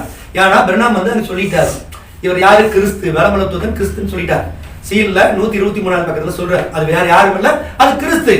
அதே திருக்கதரிசி என்ன சொல்றாரு இந்த புக்ல? மிகாவேல கிறிஸ்துன்றார். அப்ப இவங்களுக்கு அந்த கசப்பு ஏன்னா அது விளக்க முடியாது. புரியுதா உங்களுக்கு? எந்த பலமுள்ள தூதன் என்னைக்கு கிறிஸ்துவா இருக்கிறாரோ அந்த தூதன் யாரு? மிகாவேல். யுத்தத்துக்காக அனுப்பப்படுகிற தூதன். அதாவது யாரு? கிறிஸ்துவே யுத்தத்திற்காக வரும்போது மிகாவேல் தூதனாக வருகிறார். ஒரு போலீஸ், ஒரு மிலிட்டரிக்காரன் தன்னோட டியூட்டிக்கு போகின்ற பொழுது அங்கதான் போலீஸ். வீட்டுக்கு வரும்போது என்ன ஆயிடுறாரு? மனைவி இடத்துல போலீஸ் மாதிரியே சல்யூட் அடிச்சுட்டு வருவாரா? இல்ல போலீஸ் மாதிரியே மனைவிட்ட வந்து கடன் முரடா இருக்க முடியுமா? முடியாது. மனைவிட்டு எப்படி இருப்பாரு? அன்பா பேசணும். இல்ல ஒரு நல்ல புருஷனை சொல்றீங்க. சில வீட்டுக்கு வந்தாலும் போலீஸா தான் இருப்பாங்க, அது வேற. அதே மாதிரி பேர குழந்தைகளை பார்த்தோன்னே குழந்தைகளா மாறிடுவாங்க. குழந்தைகளை நான் போலீஸ், நான் ஐஎஸ் ஆபீசரு, நான் மிலிட்டரி ஆர்மி அப்படியெல்லாம் சொல்ல மாட்டான். அந்த குழந்தைகளை பார்த்த உடனே அது குழந்தைகளுக்கு தெரியுமா? நம்ம தாத்தா மிலிட்டரிக்காரரு, போலீஸ் தெரியாது. தாத்தா அப்படின்னு அந்த மேலே ஏறும். ஆனா அந்த குழந்தைய எடுத்து குழந்தையா உப்பு மூட்டை சமைக்கிறது இல்லையா, முதுகு மேல வச்சுட்டு நாய் மாதிரி நடக்கிறது, அது பெரிய ஆபீசர் வீட்டில் அப்படிதான் இருப்பாரு. அப்ப வீட்டுக்கு வரும்போது மனைவிக்கு ஒரு புருஷனாகவும், குழந்தைகளுக்கு தகப்பனாகவும், பேர குழந்தைகளுக்கு தாத்தாவும் இருக்கிறார். ஆனா டியூட்டிக்கு போன உடனே அவர் மிலிட்டரி கமாண்டர். அதுபோல இயேசு கிறிஸ்து யுத்தத்துக்கு வருகின்ற பொழுது அவர் கமாண்டர், ஒரு தளபதி. ஆனா சபைக்காலங்களில் வருகின்ற பொழுது ஒரு ஆசாரியனாக இருக்கிறார்.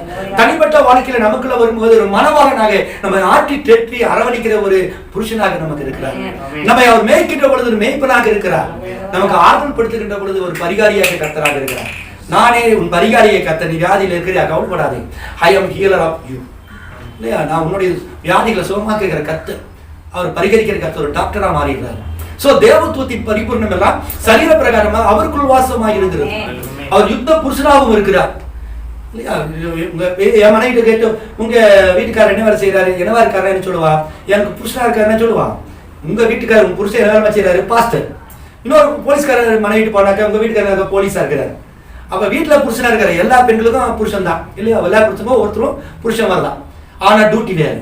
அதுபோல இயேசு கிறிஸ்து நமக்கு மனவாளனாக இருக்கிறார். ஆனா ஒவ்வொரு சமயத்தோட டியூட்டி மாறுது. அப்ப யுத்தத்துக்கு வரும்போது அவர் யாரு? ஒரு மிகாவேல் தூதன், சேனைகளின் அதிபதி. அப்ப மோசேயுடைய சரீரம் அங்க கிடக்கின்ற பொழுது அந்த மோசேயுடைய சரீரத்தை குறித்து அங்க நேரா யார் வந்துடுறா? லூசிபர் வந்து விடுக்கிறான். ஏன் தெரியுமா? பழைய ஏற்பாட்டுல எந்த ஒரு சரீரமும் அங்க ஒரு மரிச்சிட்டான சரீரமான யார் கைக்கு போகணும்? பாதாளத்துடைய திறவுகோல் சாத்தாங்கில தான் இருந்துச்சு. புதிய ஏற்பாட்டுல வந்ததுக்கு பிறகுதான் அந்த பாதாளத்துடைய திறவுகோல் சாத்தாங்கிட்ட தேவன் கைக்கு அது வருது. இதோ நான் மரணத்திற்கும் பாதாளத்துக்குரிய திறவுகோலை உடையவராக இருக்கிறேன். ரத்தம் சிந்தனதுக்கு பிறகு லூசிபர் இருந்து அடிச்சுட்டார், அந்த திறவுகோலை வாங்கிட்டார். அப்ப பழைய ஏற்பாட்டுல மோசே மரிச்சதுக்கு பிறகு அந்த சரீரம் யார் கைலாப்புக்கு போகணும்? சாத்தானுடைய கைலாப்புக்கு போகணும்.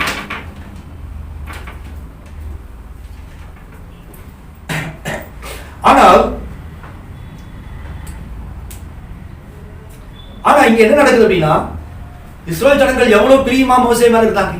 நீர் போய் அடக்கமடக்கு எடுத்துட்டு போறீங்க. லூசிபருடைய பார்வையில ஏதோ மோசேக்கு ஃபேவர் பண்ற மாதிரி. இப்ப அந்த மோசேவுடைய சரீரத்தை வந்து ஒருவேளை இஸ்ரேல் ஜனங்களை கட்ட விட்டுட்டாங்க என்ன பண்ணிருப்பாங்க? இன்னைக்கு ஒரு தலைவர் மரிச்சுட்டா என்ன செய்யறாங்க? செலவு வச்சிடறாங்க இல்லையா? நம்ம கூட நம்ம வீட்டில் யாராவது மறிச்சிட்டாங்கன்னா கொஞ்சம் நாளைக்கு போட்டா மாட்டிடும், அது அந்த அப்புறம் தூக்கி மூலையில போட்டுருவோம், அது வேற விஷயம்.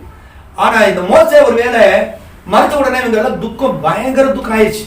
மோசே இருக்கும்போது அவருடைய அருமை தெரியல, ஆனா மோசே மறிச்சோட துக்கம் ஆயிடுச்சு.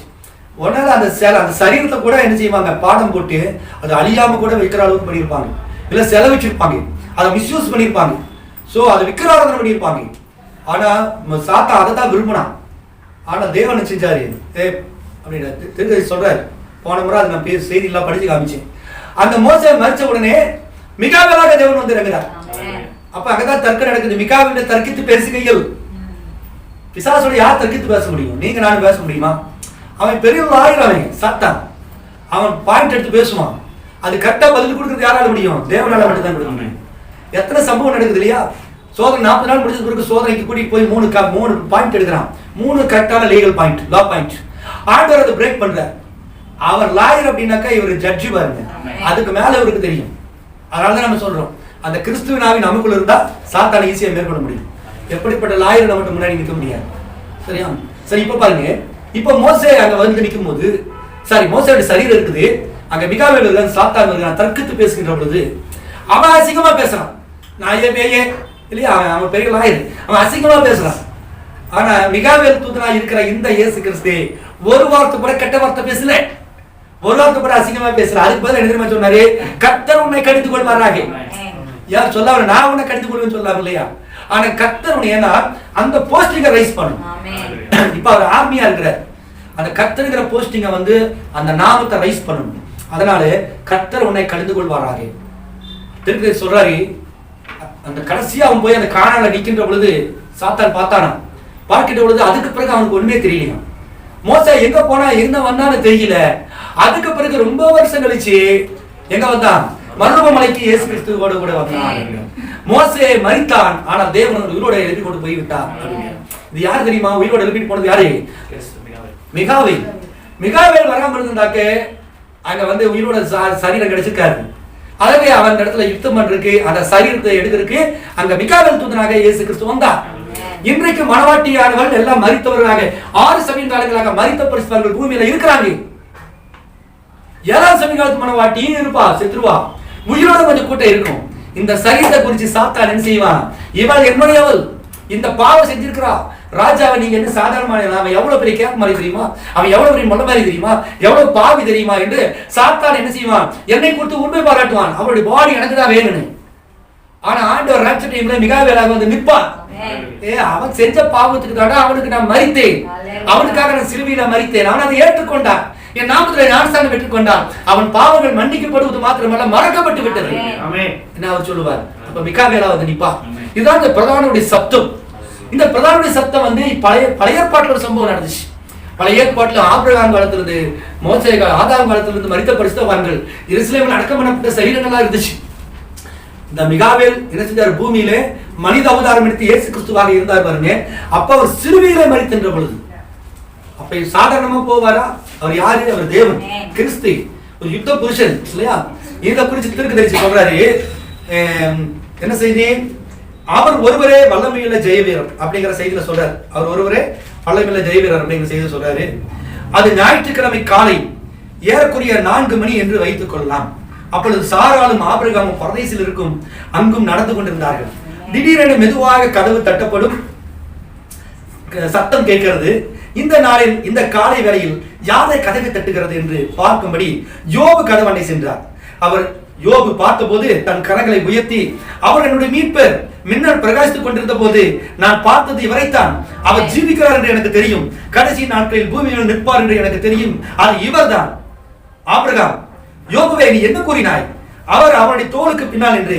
சாரால், இங்க வா, இங்க பார், கவனி, கணவனை வந்திருப்பது யார் என்று என்றார். சாரால், நான் கூடாரத்தில் நகைத்த போது தன் முதுகை என் பக்கமாக திருப்பி நின்றவாறு நான் நகைத்ததை அறிந்து கொண்ட அந்த நபர்தான், அது உண்மை, அவர்தான் நான் என்றார். இதோ தானியேல் ஓடி வந்து சாராளின் முதுகு பின்னால் நின்றவாறு பார்த்து, கைகளால் பெயர்க்கப்படாத மலையிலிருந்து வந்த கல் இதுதான் என்றார். அதற்கு பிறகு எசேக்கியேல் வேகமாக ஓடி வந்து மேலே மத்திய ஆகாயத்தில் சுழன்று கொண்டிருந்த சக்கரத்துக்குள் சக்கரம் இவர்தான் என்றார். அவர்தான் வல்லமையுள்ள ஜெயவீரர். ஓ என்னே, நாம் அப்படியாக அவர் கூறிக்கொண்டிருந்ததை கேட்டுக்கொண்டிருந்த போது அவர், பிள்ளைகளே வாருங்கள், கொஞ்சத்திலே உண்மையாக இருந்தீர்கள். வாருங்கள், இக்காலையில் நாம் வெளியே புறப்பட்டு செல்கிறோம். நீங்கள் இங்கே நீண்ட நாட்களாக இருந்து விட்டீர்கள். நாம் இதை காட்டிலும் மேலான இடத்திற்கு போகிறோம் என்றார். ஓ தேவனே, சபையினுடைய வாஞ்சியும் அமிதமாக இருக்கட்டும். இன்னும் உயர செல்வோமாக. எகிப்திலிருந்து நம்முடைய முளைகளை எல்லாம் பிடுங்கி எடுத்து இங்கிருந்து புறப்பட்டு செல்வோமாக. ஆபிரகாம், பிதாவே, நாம் போகும்போது கொஞ்சம் நிற்கலாமா? அங்கிருக்கும் எங்களுடைய பழைய இடத்தை பார்க்க விரும்புகிறேன் என்றார். நிச்சயமாக நான் என்னுடைய சீசர்களோடு 40 நாட்கள் பேச இருக்கிறேன். அப்பொழுது நீங்கள் சுற்றி பார்க்கலாம். ஓ உங்களுக்கு தெரியும், வேதாகமம் கூறுகிறது, அவருடைய உயிர்த்தெழுதலுக்கு பிறகு அநேக பரிசுத்தவான்கள் உயிர்த்தெழுந்து பட்டணத்திற்குள் சென்று அநேகருக்கு காட்சி அளித்தனர். ஆபிரகாம் சாராலும் பட்டணத்தில் நடந்து சென்றவாறு அது மிகவும் அருமையாக இருக்கிறது இல்லையா? சாரால் அந்த பழைய இடத்தை பார் என்றார். ஓ என்னே, நான் உண்மையிலேயே பக்தி பரவசம் உடையவனாக உணர்கிறேன். நிச்சயமாக அமிதமாக நான் உணர்கிறேன். தொடர்ந்து ஆபிரகாம் அங்கே கவனி, அதோ இருக்கிறது தாவீதின் பட்டணம், அதோ இருக்கிறது அந்த எல்லா அழகான இடங்களும், அதோ நான் கட்டின பலிபீடங்கள், கர்த்தருடைய நாமம் ஸ்தோத்திரிக்கப்படுவதாக என்றார். 40 நாட்கள் கழித்து அங்க நின்றபடி தன்னுடைய கடைசி கட்டளையாக, நீங்கள் உலகெங்கிலும் சென்று சுவிசேஷத்தை பிரசங்கிங்கள், சபை கட்டும்படிக்காக அல்ல, ஸ்தாபனங்களை உருவாக்கும்படிக்காக அல்ல, ஆனால் சுவிசேஷத்தை பிரசங்கிக்கும்படி கூறினார். நாமோ வேறு விதமான காரியங்களை செய்தோம். விசுவாசிக்கிறவர்களுக்கு இந்த அடையாளங்கள் பின்தொடரும் என்று என் நாமத்தினாலே பிசாசுகளை துரத்துவார்கள் இன்னும் அவிதமான காரியங்களை அவர் தொடர்ந்து கூறினார். அவர் அவிதமாக தொடர்ந்து பேசிக் கொண்டிருந்த போது புவியீர்ப்பு விசையானது ஜெயம் கொள்ளப்பட்டது. நூற்றுக்கணக்கான சகோதரர்கள் தொடர்ந்து பிடித்திருந்த புவியீர்ப்பு விசையின்படி தளர்ந்து லேசாக மாறினது. அவரும் அவருடைய பழைய ஏற்பாட்டு பரிசுத்தவான்கள் மேலே எழுப்பி இன்னும் மேலாக சென்று உயர போனார்கள். அவர்கள் அப்படியாக தொடர்ந்து நட்சத்திரங்களையும் தாண்டி, நிலவையும் தாண்டி, நட்சத்திரங்களுக்கும் மேலான நட்சத்திரங்களையும் தாண்டி உயர சென்றார்கள். அதன் பின்பு பெரிய பட்டணத்தை காண்கின்ற அளவுக்கு உயர வந்திருந்தார்கள். ஓ மகத்தான ஜெய வீரராக இயேசு அவர்களுக்கு முன்னதாக நின்று வீர நடை போட்டு சென்றது எப்படியாக இருந்திருக்கும் பாருங்கள். திடீரென இந்த பழைய பரிசுத்தவான்களுடைய பார்வையில் அந்த அழகான பெரிய பட்டண காட்சியில் ஏற்பட்டது. அதை கண்டவுடன் முழு பரலோகமும் அதிரத்தக்கதாக ஒரு பெரிய வெடிசத்தம் போன்ற சத்தத்துடன் அவர்கள் சத்தமிட்டார்கள். வாசல்களே, உங்கள் தலைகளை உயர்த்துங்கள், அநாதி கதவுகளை உயருங்கள், மகிமையின் ராஜா உட்பிரவேசிப்பார். உங்களுக்கு தெரியும், ஹிட்லர் பிரான்ஸ் தேசத்தை வென்று அந்த வெற்றியின் மலைகள் நின்ற போது முடிவில்லாத நீண்ட மைல்கள் தூரத்துக்கு ஜெர்மனிய போர் வீரர்கள் வீர நடை போட்டு வந்தார்கள். போர் விமானங்களும் கருமுகைகளை கட்டியபடி வானத்தை கருமையாக்கியது என்று அவர்கள் கூறினார்கள். ஹிட்லரின் பிரான்ஸ் வெற்றி வருகையை கொண்டாடும்படிக்கு அவர்கள் எல்லாரும் அங்கு வந்திருந்தார்கள். அவர்கள் ஸ்டாலினை எப்படியாக ஜெர்மனிக்கு கொண்டு வந்தார்கள். ஆனால் ஓ சகோதரனே, அந்நாளே சபையும் இயேசுவை அழைத்துக் கொண்டு வந்த போது வாசல்களே, அவர்கள் தலைகளை உயர்த்துங்கள், அநாதி கதவுகளை உயருங்கள், மகிமையின் ராஜா உட்பிரவேசிப்பார் என்று ஆரவாரமிட்டார்கள். அங்கிருந்த தூதன், யார் இந்த மகிமையின் ராஜா என்று கேட்டார். அதை கேட்ட பழைய ஏற்பாட்டு பரிசுத்தவான்கள், அவர் சேனைகளின் கர்த்தரானவர், அவர் யுத்தத்தில் பராக்கிரமுள்ள கர்த்தர், மகத்தான ஜெய வீரர், அவர் சிறைப்பட்டவரை சிறைப்படுத்தி மனுஷருக்கு வெகுமதிகளை கொடுத்தார் என்று திரும்பவும் சத்தமிட்டார்கள். அதை அவர் செய்தார் என்று வேதாகமம் கூறுகிறது. எவ்வளவு ஒரு டச்சிங்கான பாயிண்ட். அப்போ இந்த ஆண்டவர் உயிர் தெரிந்து போன போது அந்த பரதேசுக்குள்ள போன உடனே யோபு என்ன சொல்றான், நான் பார்த்த அந்த தேவன் கடைசி நாளே பூமியில நிற்பாரு சொன்னேன். 1000 வருஷத்துக்கு மேலாச்சியா வந்துட்டாரு. எவ்வளவு ஒரு அருமையான காட்சி. ஆபிரகாம் சாரால் யாருன்னு பாருது. ஐயோ, இதே மனுஷன் தாங்க முதுகு காமிச்சிட்டு நீ நகைக்கிறேன்னு சொன்னாரு பத்தியா, அந்த மனுஷன் தாங்க. அப்ப தீர்க்கதரிசி சொல்றார், 40 நாள் ஊழியத்திலே இப்படிப்பட்ட மகத்தான நம்பர் வந்தது. நான் எப்படி ஜெயம் கொள்ளுவது? நான் எப்படி ஜெயம் கொள்வது அப்படிங்கிற செய்தியில தெரிஞ்சு சொல்றாரு. இது இன்னொரு முறை நிச்சயம் இதே மாதிரி நடக்கும். நம்ம சபையின் காலத்துல 7ஆம் சபையின் காலத்துல நடக்குமா? நடக்கிறதுக்கு முன்னதாக 40 நாட்களுக்கு முன்னதாக ஆண்டவராக இயேசு கிறிஸ்து மிகாவேல் தூதன் இந்த பிரதானுடைய சத்தமானது இப்பொழுது எப்படி வந்திருக்குது? 1963ல வெலமுள்ள துளிர் சத்தமானது இப்பொழுது ஒரு முறை துடிச்சிருக்குது இல்லையா? இயேசு சிலுவையில மரிச்ச போது தீர்க்கதரிசி சொல்றார் இல்லையா, அவர் ஜீவனை விட்ட போது என் தேவனை ஏன் என்னை கைவிட்டீர்னு கதறின போது என்ன நடந்துச்சு? வாசிங்க, மத்திய 27ஆம் அதிகாரம் எடுத்து வாசிங்க. இயேசு மறுபடியும் மகா சத்தமாய் கூப்பிட்டு ஆவியை விட்டார். இயேசு மறுபடியும் மகா சத்தமாய் அப்படின்னு என்ன அர்த்தம்? மறுபடியும் ஏற்கனவே கூப்பிட்டார். ஏற்கனவே கூட்ட போது கல்லறையில் இருந்ததான யோபு இவங்களுக்கெல்லாம் ஒரு மெசேஜ் போயாச்சு, வந்துட்டாங்க, ரத்தம் சிந்தியாச்சு, கமிஷன் ஓவர், ரெடியா இருங்க, ஆபிரகாம், யோப், தாவீது எல்லாம் ரெடியா இருங்கிற ஒரு சத்தம் வந்தாச்சு. இப்போ மறுபடியும் மகா சத்தமாய் இருந்த போது கல்லறைகளும் திறந்தனே, மரித்த பட்டவனுடைய சரீரங்கள்லாம் எழுந்துருச்சு. So double voice. ஆனா ஒரே ஒரு மனிதன். இயேசு கிறிஸ்துவுக்கு 2 சத்தம் வந்துச்சு. ஒரு முறை சத்தமிட்ட போது கல்லறையில் இருக்கிறதானே அந்த பிரேதங்களுக்கு ஒரு, அந்த பரிசுத்தவான்களுக்கு, அந்த 6வது பரிமாணத்தில் இருக்கிற பரிசுத்தவான்களுக்கு ஒரு அலர்ட் மெசேஜ் போயாச்சு, ரெடியா இருங்க. இப்ப வரப்போறாரு ஐயோ நான் பார்த்து அவரா வர போறாரு, ஐயோ எப்படி இருப்பாரு தெரியலையே. யோபு சொல்றான், அந்த மின்னல்ல பார்த்து அந்த தேவனை நம்ம பார்க்க போறோம், எப்படி இருப்பாருன்னு தெரியல. வருஷம் ஆச்சு. அந்த மகத்தான தேவன் வந்த போது யோபு சொல்றான், அந்த மின்னல்ல பார்த்து தேவன் இவர்தான் அப்படின்னு. ரெண்டாவது சப்தம் வரும்போது கல்லறையில இருந்து வெளியே வந்துட்டாங்க. சோ பெலமுலத்துடைய சப்தம் 1963 ஃபர்ஸ்ட் வாய்ஸ் பிரணாம் மூலமாக வந்தபோது, தீர்க்கதரிசி மூலமா வந்தபோது இந்த செய்தியானது ஸ்தாபனங்களில் கிடந்த நம்ம என்ன செய்து உலுக்கி வெளியே கொண்டு வந்துச்சு. ஸ்தாபன திருத்துவத்தில் இருந்த நம்மள, பெந்தோஸ்தில் இருந்த நம்மள, செவன்டரேல, யெகோவா சாட்சியில, சிஎஸ்ஐல, பாரம்பரிய சபையில நம்மளும் கிறிஸ்தவங்களே ஒரு டெட் பாடி மாதிரி அங்க இருந்தோம். அவங்க பிரசங்கம் மட்டும் தான் பெருசு நினைச்சிட்டு இருந்தோம். ஆனா இந்த பெலமுல தூதன் 7ஆம் தூதன் மூலமா சத்தத்தை கொடுக்கின்ற பொழுது அங்கிருந்து நம்ம எல்லாம் என்ன ஒன்று கூட்டப்பட்டுட்டோம். அலர்ட்டா இருங்க, ரேச்சர் வந்தாச்சு, பக்கத்துல வந்தாச்சு. இப்ப ரெண்டாவது வாய்ஸ் கேட்கும் பாருங்க. இந்த செகண்ட் வாய்ஸ் கேட்கும் போது தான் கல்லறைகள் திறந்தது மாதிரி 6 சபையின் காலமாக மரித்த பரிசுத்தவான்களுடைய கல்லறைகள் எல்லாம் திறந்து, அது நம்ம கண்ணுக்கு தெரியாது, அது திறந்து மரித்த பரிசுத்தவான்கள் காட்சியில வருவாங்க. முதல் ராஜா நீங்க பேசிட்டு இருந்தீங்களா, அது இட் இஸ் ஃபேக்ட். நான் யார் தெரியுமா? நான் ஜான் வெஸ்லி காலத்துல ஒரு பிரதர். நான் உங்களுக்கு தெரியாது, நான் ஒரு இன்ஸ்பெக்டர், நான் ஒரு குதிரை சவாரி செஞ்சுட்டு இருந்தேன். என் பேர் வந்து மிஸ்டர் சுவான் சொல்லுவாங்க. அப்படிங்களா உட்காருங்க, நான் பேசிட்டு இருப்பேன், 2 பேரும் பேசிட்டு இருப்போம். வெளியே இருக்கிறவங்களுக்கு தெரியாது, ஏதோ 2 பேர் இருக்கிறாங்கன்னு தான் தெரியும். ஆனால் அது யார் தெரியுமா? உயிர் திறந்த சபையில் இருந்த ஒரு பரிசுத்தவான் வருவாங்க. நான் உயிரோடு இருக்கிற நாட்கள்ல 7 சபை காலங்கள்ல மரித்த பரிசுத்தவான்கள் காட்சியில வருவதும் வராது நடக்கும். அதற்கு பிறகு 40 நாள் ஊழியம் ஆண்டவர் திருத்தர் சொல்றாரு, இயேசு நாமத்துல என்ன செய்வோம், அற்புதங்கள் செய்வாங்க, இது சபைக்கு கொடுக்கப்பட்ட வாக்குத்தத்தம்ன்றார். இதே பாய்ஸ் இடத்துல சொல்றேன். இப்ப மகத்தான இந்த மனவாட்டியானவர் இன்னைக்கு ஸ்தாபனத்துக்காரன் செய்யற இந்த மோடி வித்தியெல்லாம் நம்ம செய்ய மாட்டோம், உண்மையிலே செய்வோம். என்னிடத்துல பொண்ணும் இல்லை பொருளும் இல்லை, என்னிடத்துல உள்ளதை தடுக்கிறேன், இயேசு நாமத்தில இருந்து நட அப்படின்னாக்க துள்ளி குதிச்சு எந்திரிப்பான் முதவன். நம்ம மைக் போட்டு காமிச்சு, வீடியோ காமிச்சு, இதை பாருங்க கட்டி இருந்து போயிருச்சு, இந்த மாதிரி இந்த கூட்டங்களை ஏமாத்துற வேலையெல்லாம் நம்மகிட்ட கிடையாது. அந்த 40 நாள் ஊழியத்துல பகிரங்கமாகி உயிர்த்தெழுதல் நடக்கும், உறுப்புகள் சிருஷ்டிக்கப்படும், கண் பார்வையற்றவனுக்கு கண்ணை கொடுப்போம், வாயில்லாத ஊமையை பேச வைப்போம், அது நடக்கும். இந்த 40 நாள் மகத்தான ஊழியம் எப்படி நடக்கும்? மிகாவேல் தூதன். யார் இந்த மிகாவேல் தூதன்? இந்த பெலமுள்ள தூதன். இந்த வெளிப்படுத்தல் 1 தெசலோனிக்கேயர் 4ஆம் அதிகாரத்தில் சொல்லப்பட்டதானே இந்த ஆர்ச் ஏஞ்சல் தான் இந்த கடைசி நாட்களில் வெளிப்படுத்தல் 10ஆம் அதிகாரத்தில் சொல்லப்பட்டதானே மைட்டி ஏஞ்சல், பெலமுள்ள தூதன். இந்த பெலமுள்ள தூதன் யாரு? கிறிஸ்து. மிகாவேல் யாரு? கிறிஸ்து. கிறிஸ்து மகிமையின் நம்பிக்கையாக நமக்குள் இருப்பதே அந்த ரகசியம். அப்ப இந்த மிகாவேல் இப்ப எங்க இருக்கிறாரு? நமக்குள்ள இருக்கிறார். இப்படி எப்படி யுத்தம் நடக்குது? இந்த செய்திக்கு எவெல்லாம் எதிர்ப்பா இருக்கிறார்கள்? திருத்துவ ஸ்தாபனங்கள் ஒருபுறம் இருக்கிறது, செய்தி எதிர்க்கிறவர்கள் ஒருபுறம் இருக்கிறார்கள், நாத்திகர்கள் ஒருபுறம் இருக்கிறார்கள், அஞ்ஞானிகள் ஒருபுறம் இருக்கிறார்கள், படித்த அறிவாளிகள் ஒருபுறம் இருக்கிறார்கள். எல்லாருமே நமக்கு எதிர்ப்பாக தான் இருப்பாங்க. எல்லாருமே இந்த திருக்குறள் பிரணாமடி செய்திக்கு தான் எதிர்பார்ப்பாங்க. ஏன் தெரியுமா? இது இந்த மணி நேரத்துக்குரிய செய்தி. ஒரு பெந்தோகஸ்தக்காரன் அவன் இன்னொரு சபைக்கு எதிர்பார்க்க மாட்டான், ஆனா அவன் நமக்கு எதிர்பார்ப்பான். ஏன்னா எல்லாருமே திருத்துவக்காரர்களா ஒன்று. பெந்தோகஸ்தையும் சரி, சிஎஸ்சியும் சரி, புராட்டஸ்டன்ட்கள் எல்லாருமே திருத்துவம் என்கிற கட்டுப்பாட்டுல வந்துருவாங்க. ஆனா நம்மளத்தை அவங்க எதிர்ப்பாங்க. சரி, இயேசு நாமத்துல ஞானஸ்தானம் கொடுக்கிற எத்தனையோ சபைகள் இருக்கிறது, அவங்களும் அப்படிதான். இந்த காலத்து திருக்குறள் செய்தி, இவங்க மனிதரை பின்பற்றுகிறார்கள், இவங்க பிரணாமணி மெசேஜ் இருக்கிறாங்க, இவங்க ஒரு மனுஷ சத்தத்தில் இருக்கிறாங்க, பைபிள் அவங்க ஏற்றுக்கிறதுல அப்படின்னு ஒரு பொய்யான தகவலை கொடுத்து நமக்கு எதிர்பார்ப்பாங்க. யார் தெரியுமா? இங்க மிகாவேல் இருக்கிறான். இவனை ஒருத்தர சந்திக்கணும், அவனை ஒருத்தர சந்திக்கணும், இவனை ஒருத்தர சந்திக்கணும். எல்லாவற்றுக்கும் மேலாக சாத்தான் நமக்கு என்ன செய்வான்? சரீரத்துல பலவீனத்தை கொண்டு வருவான், கணவன் மனைவி வாழ்க்கையில பிரச்சனையை கொண்டு வருவான், குடும்பத்துல பிரச்சனைகளை கொண்டு வருவான், பெற்றோர் பிள்ளைகள் மத்தியில பிரச்சனை கொண்டு வருவான், வறுமையில பிரச்சனையை கொண்டு வருவான், வியாதியில கொண்டு வருவான். ஆனாலும் நம்மோடு கூட மிகாவேல் தூதன் இருப்பாரானால் அவை எல்லாம் நம்ம மேற்கொள்ளும். கிறிஸ்து மகிமையின் நம்பிக்கையாக இருப்பதே அந்த மகா பெரிய ரகசியம். மோசேயுடைய சரீரத்தை உரிமை பாராட்டி எடுத்துட்டு போன அதே மிகாவேல் நம்ம மரிச்சாலும் நம்முடைய சரீரத்தை உரிமையோட செய்வார்.